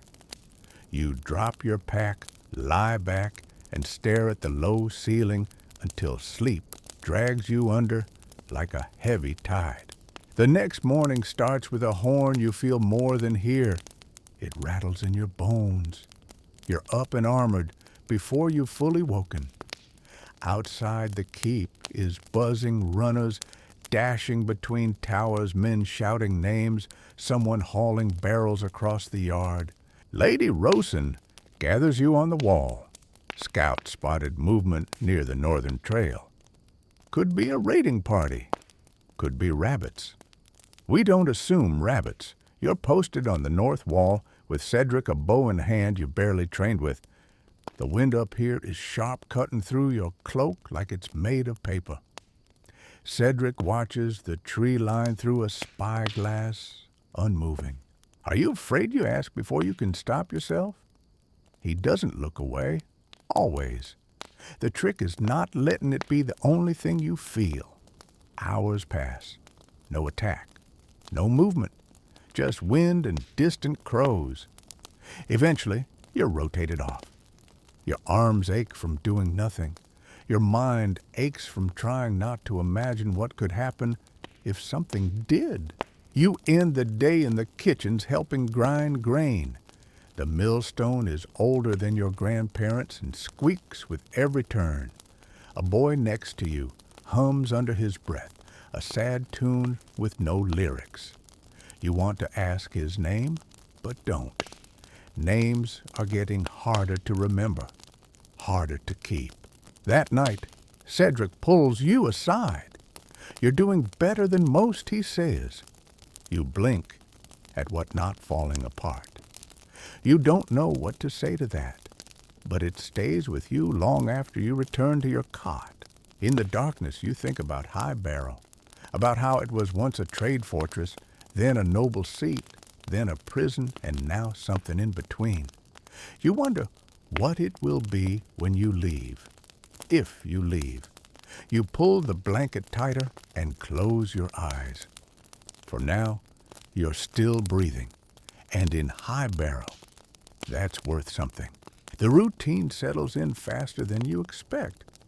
You wake before the sun, eat food that tastes like punishment, train until your muscles scream, and then stand guard on walls that feel too thin for the weight of your fear. And yet, somehow, it becomes normal. High barrel doesn't soften, you just harden.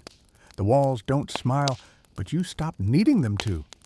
The stone feels cold, but now you notice which parts hold the sun longer, which stairwells echo and which don't, which corridors lead somewhere and which lead nowhere. You memorize them all. Cedric puts you on watch rotation twice a day now. Morning posts, then evening training. He says little, but his nods grow slower, more thoughtful. Once you even catch him watching you during drills, not with suspicion, but with something resembling respect. You don't trust it. The days pass quietly, too quietly. The raiders don't return. No more arrows in the night. No signs of smoke. But everyone walks like they're holding their breath. Even the horses seem tense, tails twitching at nothing. Lady Rosen takes fewer meals in the Great Hall. When she does appear, she brings maps and rarely finishes her food. You're assigned to inventory with an older squire named Willen, quiet, thin, the kind of boy who looks like he's always halfway between a thought and a prayer. Together, you count arrowheads and salva jars and wheels of moldy cheese stored beneath the chapel floor. You find a rat skeleton in one barrel, curled like it died whispering secrets. Willen just shrugs and marks the number anyway. At night, the barracks feel heavier.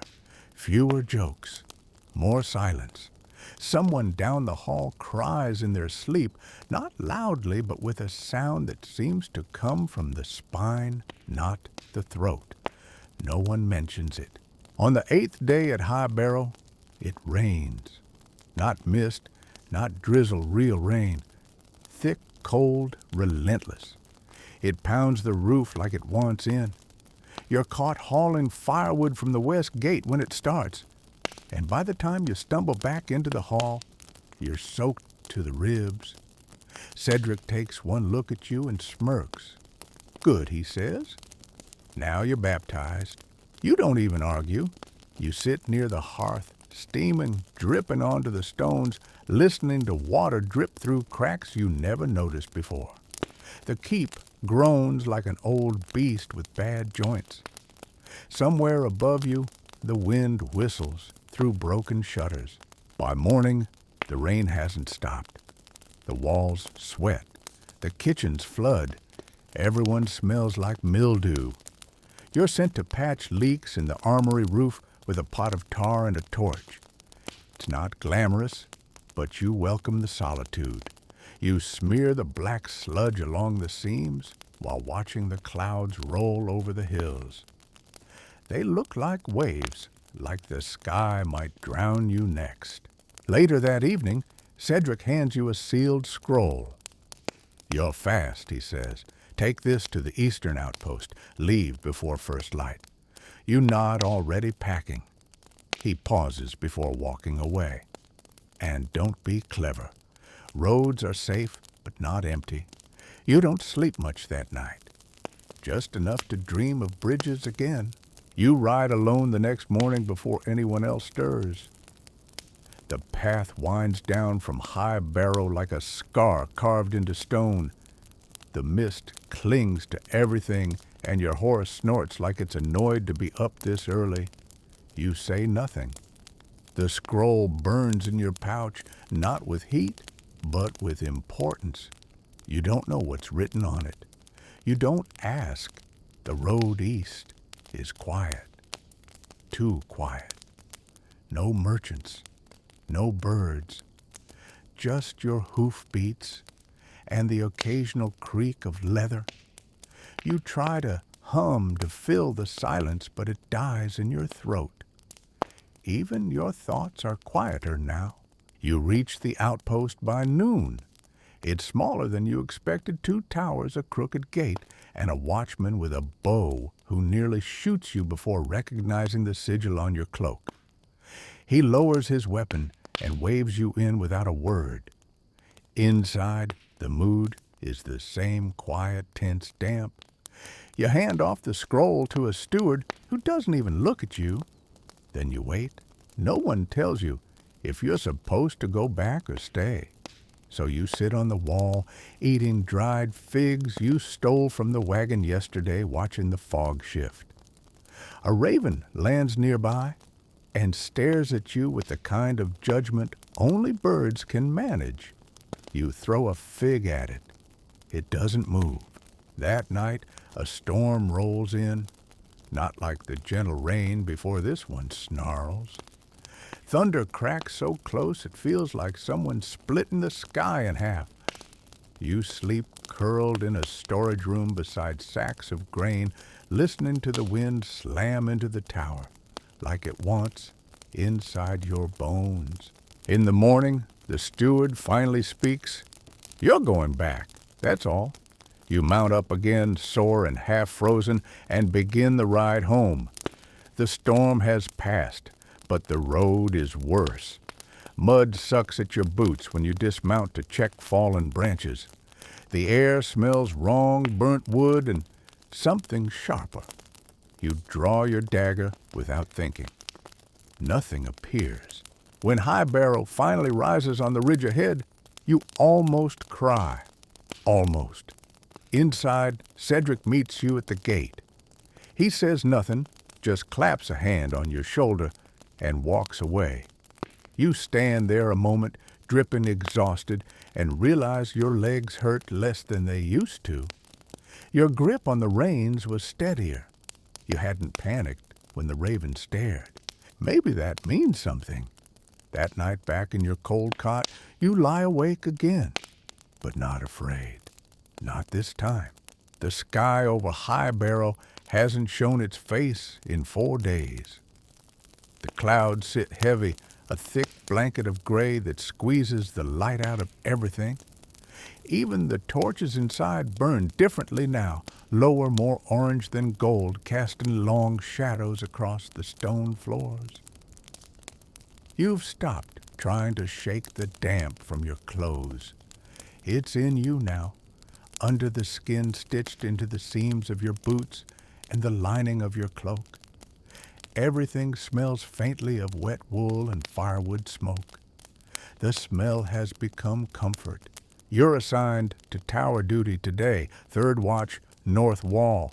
Nothing glamorous, just pacing between merlins, watching fog roll up and curl against the parapets like some tired old ghost that doesn't know it's dead yet. The tower stones are slick moss clinging in the cracks, and each gust of wind stings your ears like a slap. You walk slowly boots, clicking on wet stone, counting the steps between posts the way Cedric taught you, not because anyone told you to, because that's how you remember you're still here. There's a boy on watch with you, Hal younger than you by a year or 2. He hums when he's nervous, high, tuneless nonsense. Today, he's silent. That makes you nervous. You ever wonder what's out there? He asks after an hour, nodding toward the fog. Mostly rocks, you say. Some regret. He laughs once, a small bark that sounds like it surprised him. You both fall quiet again. By the time you're relieved, your fingers are numb. You head to the yard to warm them over one of the outdoor braziers. The courtyard is a mess of puddles, straw, and foot traffic. A group of knights are drilling near the south wall, Cedric among them. You catch his eye for a moment. He doesn't smile, but he tilts his head. That's approval now. Inside, the lower hall buzzes. Messengers have come in from the west, mud-splattered, wild-eyed armor, dented in ways that suggest bad news. They speak in low tones to Lady Rosen, and you only catch fragments. border villages, 2 days late, smoke in the valley. You don't need the full story. You've learned that fear isn't always in the shouting. Sometimes it whispers. You're sent to the chapel tower before supper. A signal fire must be cleaned and ready just in case. You climb the narrow spiral lantern in hand, the scent of beeswax and old prayers clinging to the walls. The room at the top is cramped, just enough space for a stack of firewood, a viewing slit, and a metal bowl blackened from old flames. You clean it slowly, careful not to spill soot on your tunic. You light a small practice fire. Watch it burn. Breathe in the memory of other warnings. When you descend, you pass a priest you've never seen before, thin, short beard robes, patched at the elbows. He carries a small lantern and whispers as he walks like reciting scripture to the stone itself.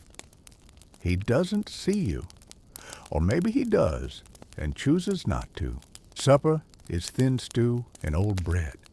You sit at the edge of the hall away from the fire where it's easier to think. Willin joins you, hands raw from rope duty. He offers you half a bruised apple like it's gold. You take it, nod, chew slowly. That night, a horn blows once. Everyone freezes, just once low and drawn out. Not an attack. A signal. You're on your feet before anyone gives orders. Armor on, cloak grabbed, weapon belted. Cedric's already issuing commands as he moves guard rotations, scouting teams, wall posts. You're assigned to gate duty, not because it's safe, but because it's exposed, because someone has to be first. You stand in the watchroom, beside the main gate eyes on the slit in the stone. The mist swirls. Shapes move, but only in your head. Your breath fogs the glass. You don't wipe it away. An hour passes, then another. The tension sits behind your eyes like a second skull. You start to believe nothing is coming, that it was a mistake, that maybe someone heard a fox cry in the valley and mistook it for war. Then the second horn blows. 3 quick blasts, no hesitation. You don't wait for Cedric's voice. You're already moving up to the wall to the western parapet. The fog has parted in one place, just one. Fire, not a bonfire, not a camp. A house. You watch its outline twist in the distance, flames licking upward like they're reaching for help. You can't hear anything yet, but you feel it like the world just tilted forward a little too far. Cedric climbs beside you. He doesn't speak, just watches. Then low and slow he says, "Tomorrow we ride." You sleep in your armor. It isn't comfortable, but it saves time. You dream of that house burning, standing, burning again. You wake before the sun. No one tells you what to pack. You already know. At dawn, the gates of High Barrow Creek open. Cedric leads. Lady Rowson watches from the tower, arms crossed. You don't look back. The ride is quiet. The road curves through low hills, the kind that once seemed harmless. The fog breaks just enough to see the ash. The village, what's left of it, smolders like someone tried to erase it with fire. A few walls remain blackened. No bodies, no noise. Cedric signals halt. You dismount, walk through the ruins. Everything smells like loss. In one corner beneath a collapsed beam, you find a doll. Half burned, its wooden face melted on one side. You don't pick it up. You return to High Barrow as the sun sets. No one speaks during the ride. You eat cold stew that night. Sit by yourself. Try not to think. But the image of the fire doesn't fade. It joins the bridges in your dreams. The next morning brings no answers. The sky is the same pale gray, the same reluctant light, pressing through the mist like a hand trying to reach through wool. High Barrow stirs slowly, boots on stone water, sloshing in buckets, horses complaining under their breath. But the air carries something new. Not fear exactly. Not yet. Just the brittle silence that happens when everyone is waiting for something to break. You wake with your jaw clenched and your legs stiff from sleeping in your boots. There's dried mud on your cloak from yesterday's ride, a dark smudge like a bruise. You leave it. The fire in the village still sits behind your eyes, glowing faintly every time you blink. Cedric gives no orders at first, just a glance and a nod. That means stay ready. He doesn't need to say more. The way he moves faster, sharper, says enough. Breakfast is black bread and old cheese. You chew without tasting, watching Lady Rosen speak with the scout captain in the far corner. Their voices are low tight. You only catch 3 words east again and pattern. You file it away like another weapon. Training is canceled. Instead, you're told to reinforce the gate. That means hauling iron braces from the forge and affixing them to hinges that already groan under the weight of time. You work with Willin and 2 others. No one talks. The hammer sounds echo off the stone like distant thunder. Every strike feels like a countdown. That evening, the fog thickens. It crawls up the keep walls, brushes along the parapets, and presses itself against the arrow slits like a visitor too polite to knock. From your post in the east tower, you watch it shift and breathe, wondering if it watches back. The sun goes down behind it without ever really appearing. Later in the mess, Cedric calls a meeting, just the squires and the youngest knights. You gather in the war room, where the air smells like sweat wax and old maps. He leans over the table, fingers spread wide. There's a pattern, he says. 3 villages, all burned, no survivors, no signs of horses, carts, or siege tools, just fire. Someone asks, what do they want? Cedric doesn't answer. He looks at the fire burning in the grate like it might tell him.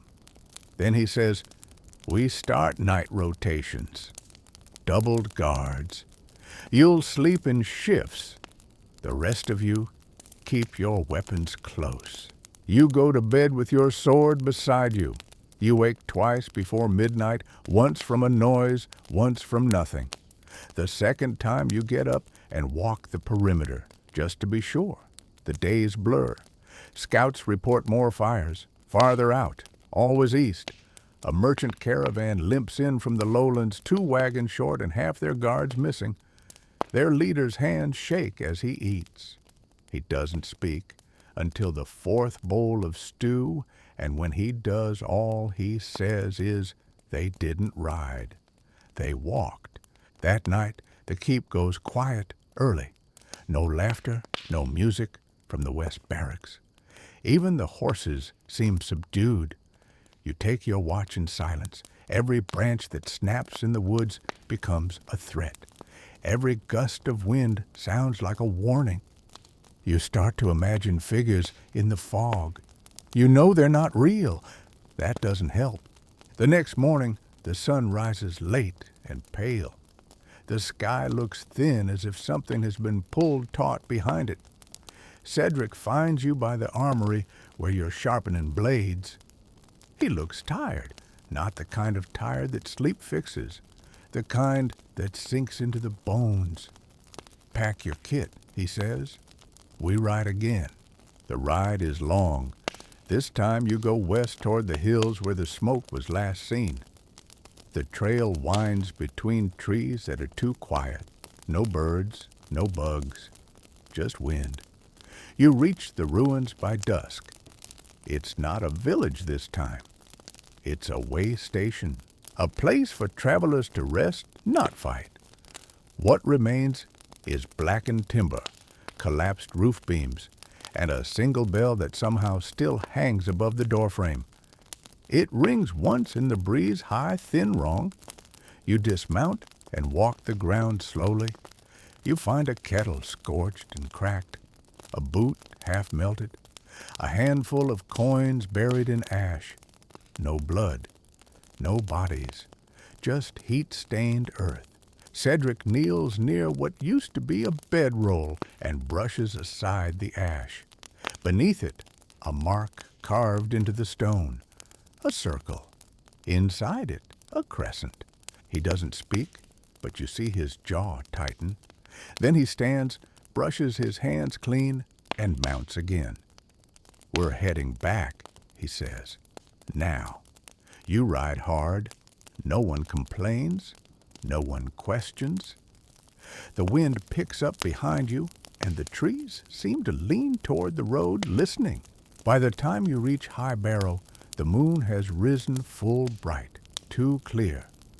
The keep stands quiet, but lit. Torches line the walls. A signal fire burns in the western tower. Lady Rosen meets you at the gate. They tried the southern trail, she says. Didn't breach the pass, left smoke behind. Cedric hands her the drawing he made of the symbol. She doesn't react, just nods once. You return to your cot without speaking. You fall asleep fully dressed, hand on your sword, listening to the wind whistle through cracks in the stone like a warning in a language you almost understand. The wind doesn't stop. It howls across the battlement's threads, through the arrow slits, and rattles the shutters that were never meant to seal tightly. Even indoors, the sound presses against your thoughts like an unwelcome guest that won't leave. It sings in your ears while you sleep, not that you really sleep anymore. You've started lying still out of habit rather than hope. The keep has changed around you, not in form, but in feeling. High Barrow no longer feels like a place of training. It feels like something waiting. Cold air fills the halls, and every surface, stone, steel, or skin seems to hold onto the chill longer than it should. When you wake, your boots are damp, your fingers stiff, and your breath curls in front of your face like smoke from a dying fire. No one talks much during meals now. The long tables once crowded with loud squires and their clanging bowls now host smaller gatherings, each cluster quieter than the last. Some squires have been reassigned. Others are sick. One Jonas disappeared 3 nights ago. He wasn't particularly brave or particularly clever, just average. That's what makes it worse. He could have been any of you. No one says his name anymore. Cedric doesn't bring him up. Neither does Lady Rosen. You learn to stop wondering. Your assignment today is tower work maintenance. The southern signal fire needs rebuilding, and you're paired with Willen to check the wood and oil reserves. The wind is stronger up there, blowing soot from the basin into your eyes. Willen works silently beside you, his hands trembling slightly every time he tightens a strap or strikes flint. You don't mention it. You both feel it, something gathering just outside the edge of what makes sense.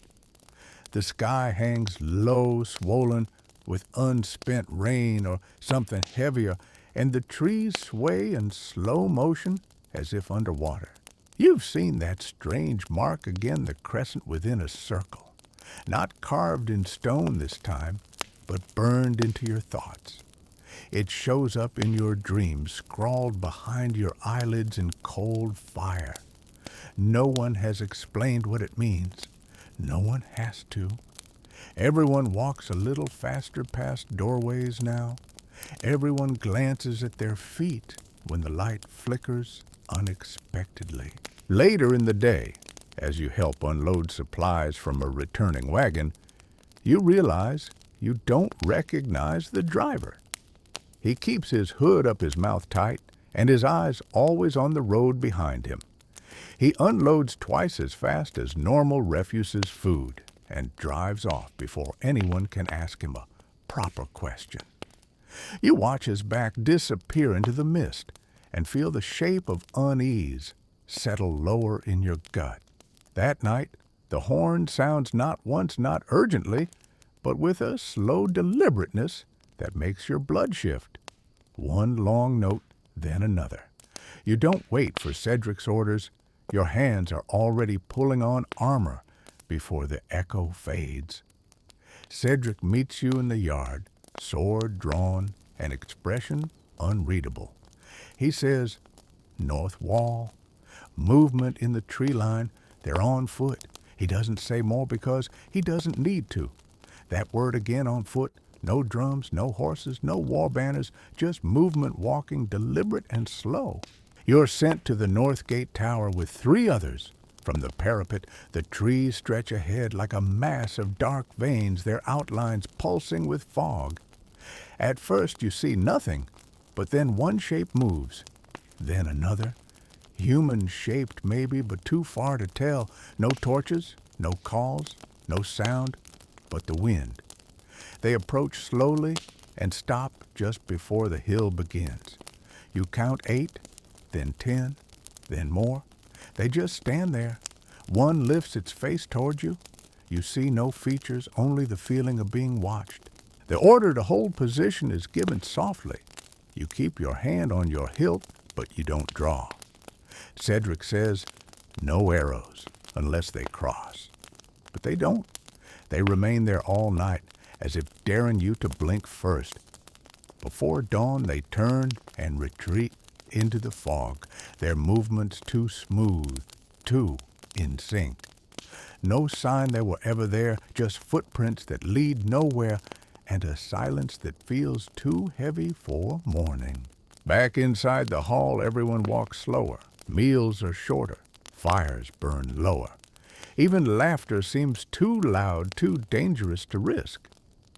You sit by the hearth with your hands wrapped around a cup of something warm, eyes fixed on the flames, hoping that staring into heat will burn away the cold settling in your chest. When you finally sleep, it comes in pieces. Dreams now flicker with symbols you don't understand. This time, the crescent opens like a mouth, and you swear it whispers your name. It starts with footsteps. You hear them before you even open your eyes, soft, quick, irregular. Not the heavy boots of knights or the stomping rhythm of training drills. These are sharper. Someone running barefoot on cold stone. You sit up, heart thudding, and before your feet hit the floor, the knock comes 3 short raps on the wooden door, fast and firm. Cedric's voice follows low and urgent. "Gear! Now! South wall!" You dress with hands that move faster than your thoughts. Your sword belt clicks into place. Your cloak swings behind you as you rush down the spiral stairs. The keep's corridors are not silent, but they're not filled with panic either. What you hear is tension made physical, the low rustle of armor being adjusted, the clatter of helms grabbed too quickly, the hiss of whispered commands passed hand to hand. Outside the light is strange, not morning, not night, just dim, pale, directionless. The fog has thickened to the point that it coats your eyelashes. Cedric stands at the edge of the south parapet, eyes fixed on the field below, jaw clenched. You take your place beside him, glancing over the edge. They're back, and this time they're closer. You count maybe 30, possibly more. The same slow walk, the same silence. Still no banners, no torches. But there's a shift in their posture, something less passive, more hungry. They're not here to watch anymore. They're measuring. Behind you, the horn sounds again. Twice long and steady, not alarm deployment. Lady Rosen gives the signal. Archers to the towers. Squires to shield positions. The front gate remains closed, but the murder holes above it are opened for the first time in months. You're handed a bow, even though you haven't used one since the early weeks of training. There's no time to protest. The string bites your fingers as you test it. Your heartbeat drowns out your breath. The enemy stops just short of the ditch. One figure moves ahead of the others, taller, broader, wearing what looks like cloth wrapped around its head and shoulders.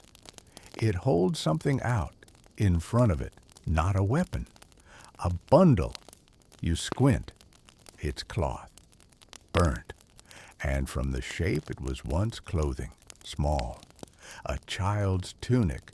The bundle is laid on the ground, gently like a gift or a warning.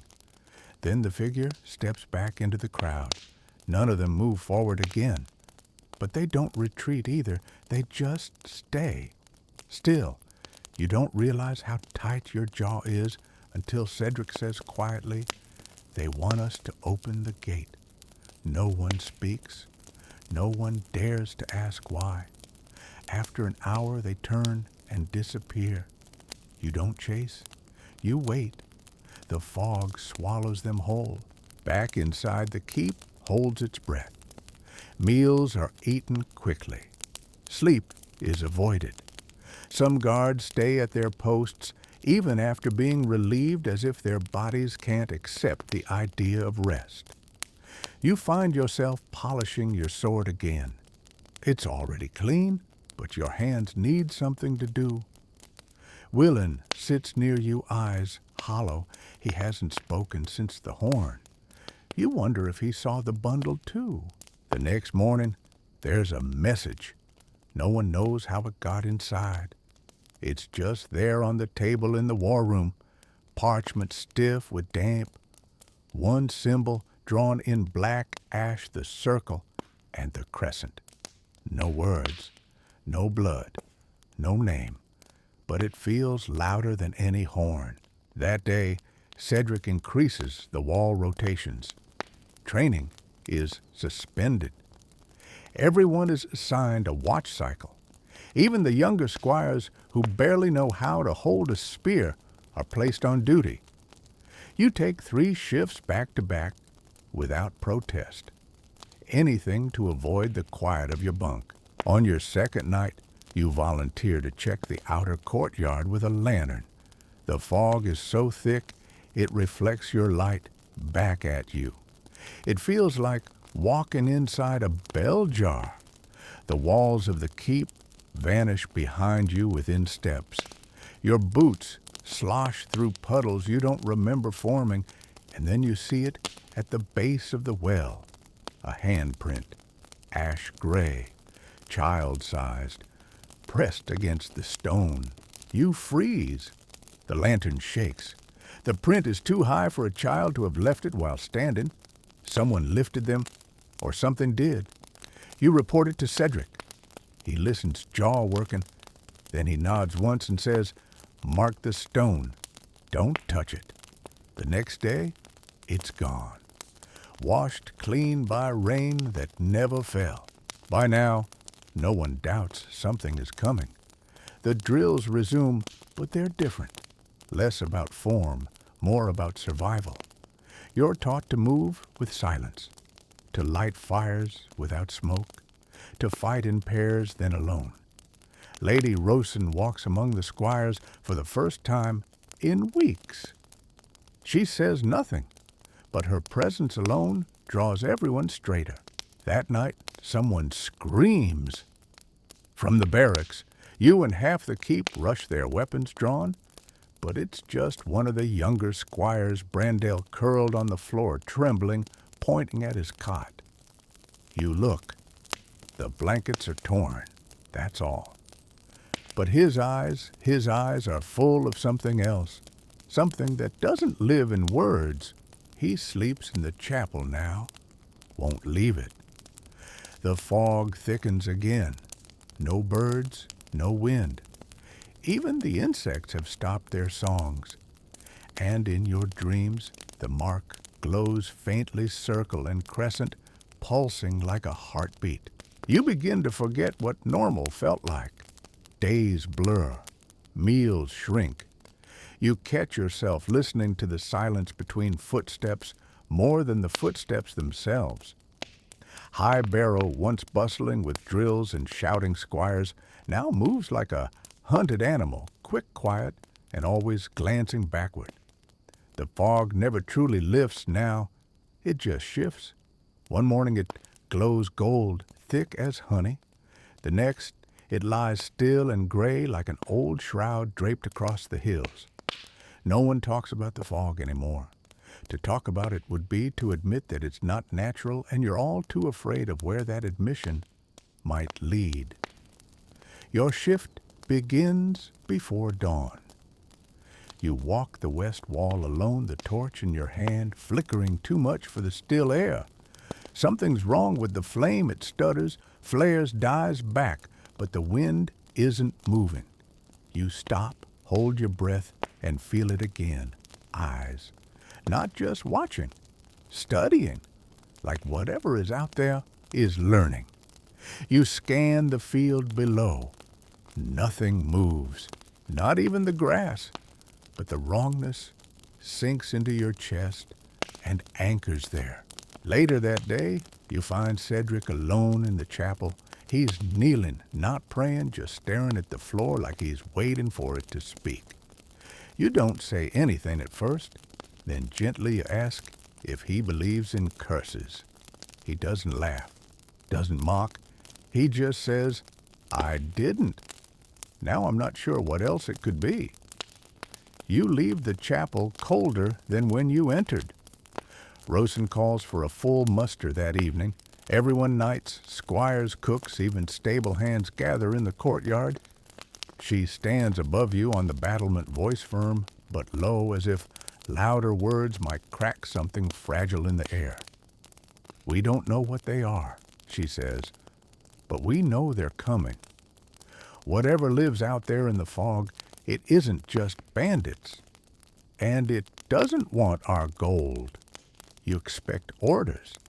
Instead, she says this: if you believe in gods, pray. If you don't sharpen your blades, then she walks away. That night, you sleep near the forge. It's not official watch duty, but heat makes you feel safer somehow. You wake to the sound of a hammer, once then silence. You rise sword drawn, but the forge is empty. Only the anvil sits there faintly glowing, though no coals are lit. On its surface, etched in soot, is the crescent again. You rub your eyes, but it doesn't go away. The next morning, it's vanished. You don't tell anyone. You're not sure who would believe you. On the second day, someone finds a bird frozen solid in mid-air, wings outstretched, suspended from a branch by nothing. No string, no spike, just hanging. You stare at it for a long time. It never moves. Eventually, a guard brings a ladder and tries to remove it. The moment his fingers brush the feathers, the bird crumbles into dust. By dinner, no one mentions it, but the guards start looking up more often. The third night, the fog turns black, not in color, but in weight. You can feel it. It presses against the walls, leaks through the cracks in the shutters. One of the stable boys swears it whispered his name. He doesn't come to breakfast the next morning. His bunk is cold. The horse he was caring for refuses to let anyone near it now. You spend your next shift in the eastern tower. You count the torches. You test your bowstring. You check and recheck the oil in the lanterns. Still, the fear sits in your chest like a second heart. Then movement, a single figure walking slowly toward the gate. No weapon, no armor, just a shape. You raise the alarm. Cedric arrives in moments, followed by Rosen. The figure stops just outside bow range. You light the long torch and raise it high. The fog parts slightly and you see a face. It's Jonas. Or it was. The face is slack, pale. The eyes glow faintly as if lit from within. His hands are empty. He doesn't speak. He just stands. A long moment passes. Then he turns and walks back into the fog. You lower the torch with shaking hands. Cedric's voice behind you is hollow. That wasn't him. No one sleeps that night. Instead, plans are drawn, escape tunnels, emergency signals, assignments for when not, if the gate falls. You're given command of a fire team. Your job: light the signal fires, then hold the west stair until everyone inside has reached the inner keep. The oil is ready. The flint is in your pouch. You think about what it means to be the one who lights the signal, to be the one who sees it first. You wonder how long you'll last. And still, no attack comes. Just fog and watching and dreams you can't quite remember. You're not sure how many days have passed. The sun, when it bothers to appear, is a pale smudge behind a sky that no longer knows color. Time has lost its rhythm. The bells still ring, but their echoes feel quieter, like even sound is afraid to linger here. You wake with your hand on your sword even when you're not on duty. You eat because someone hands you food, not because you're hungry. The keep no longer feels like a fortress. It feels like a husk, filled with men and women whose souls have curled in on themselves like burnt parchment. You keep thinking about the figure that looked like Jonas, the way it stood, the way it moved, the absence behind its eyes. You know it wasn't him, but some part of you whispers that it was once.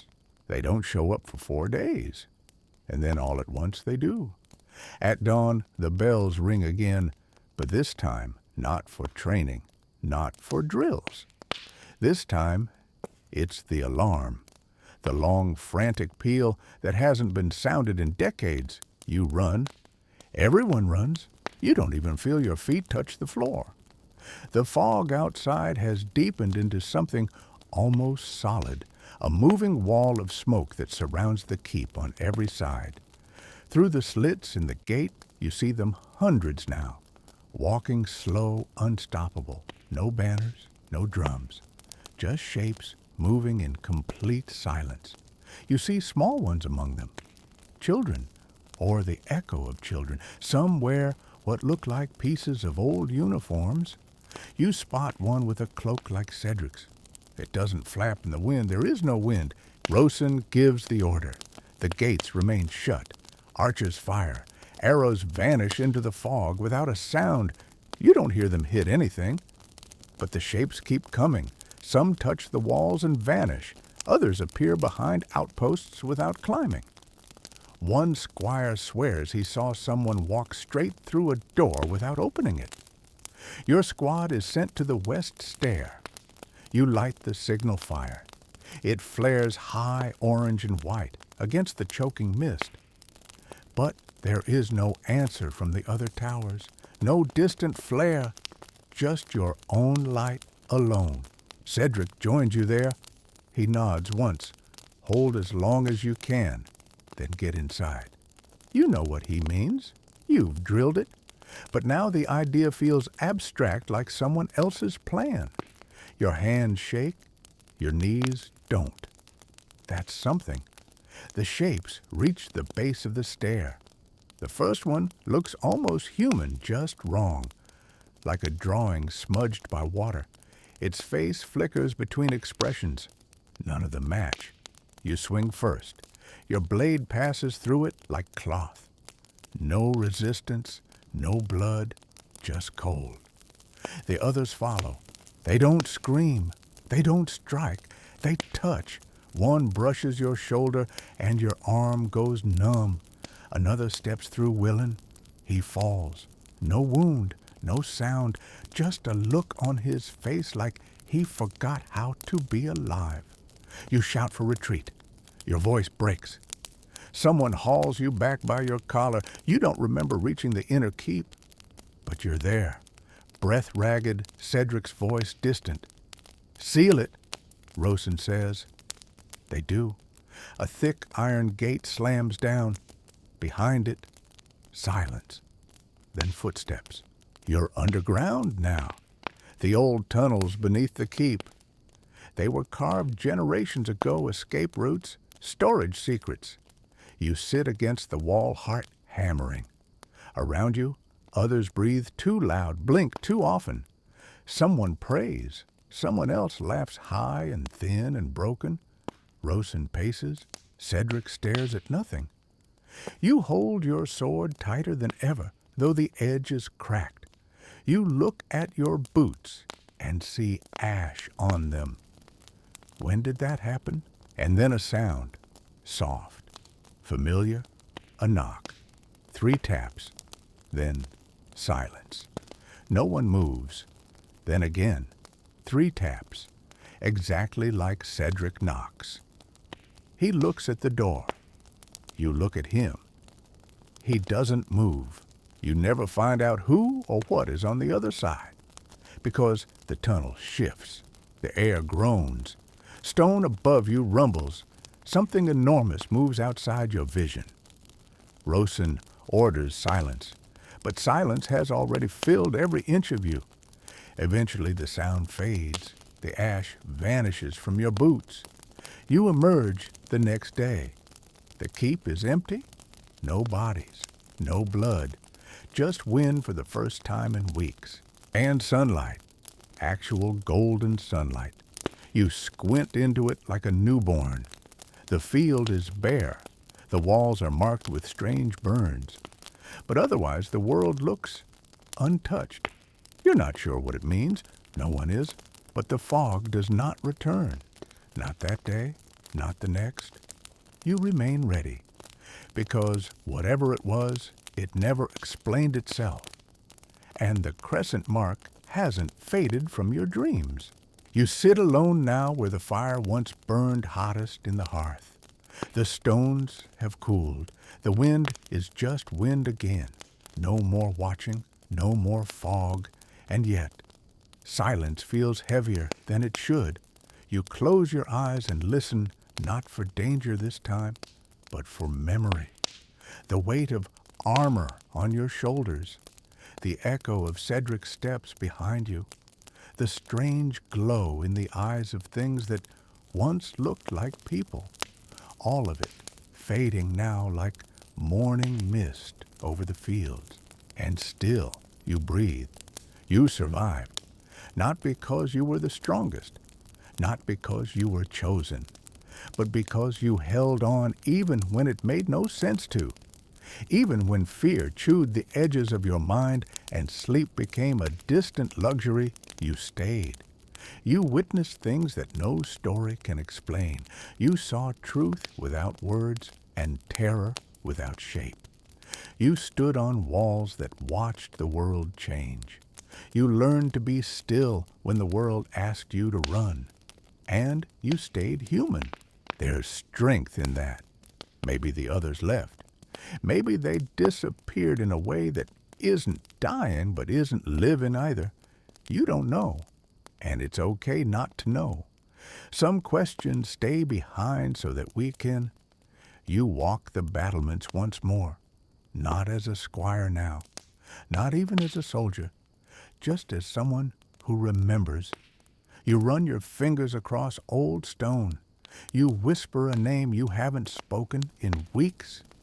You smile not because everything is fine, but because you made it far enough to miss what you've lost. And for tonight, that's enough. That's the story for tonight. May your dreams be filled with wonder and peace.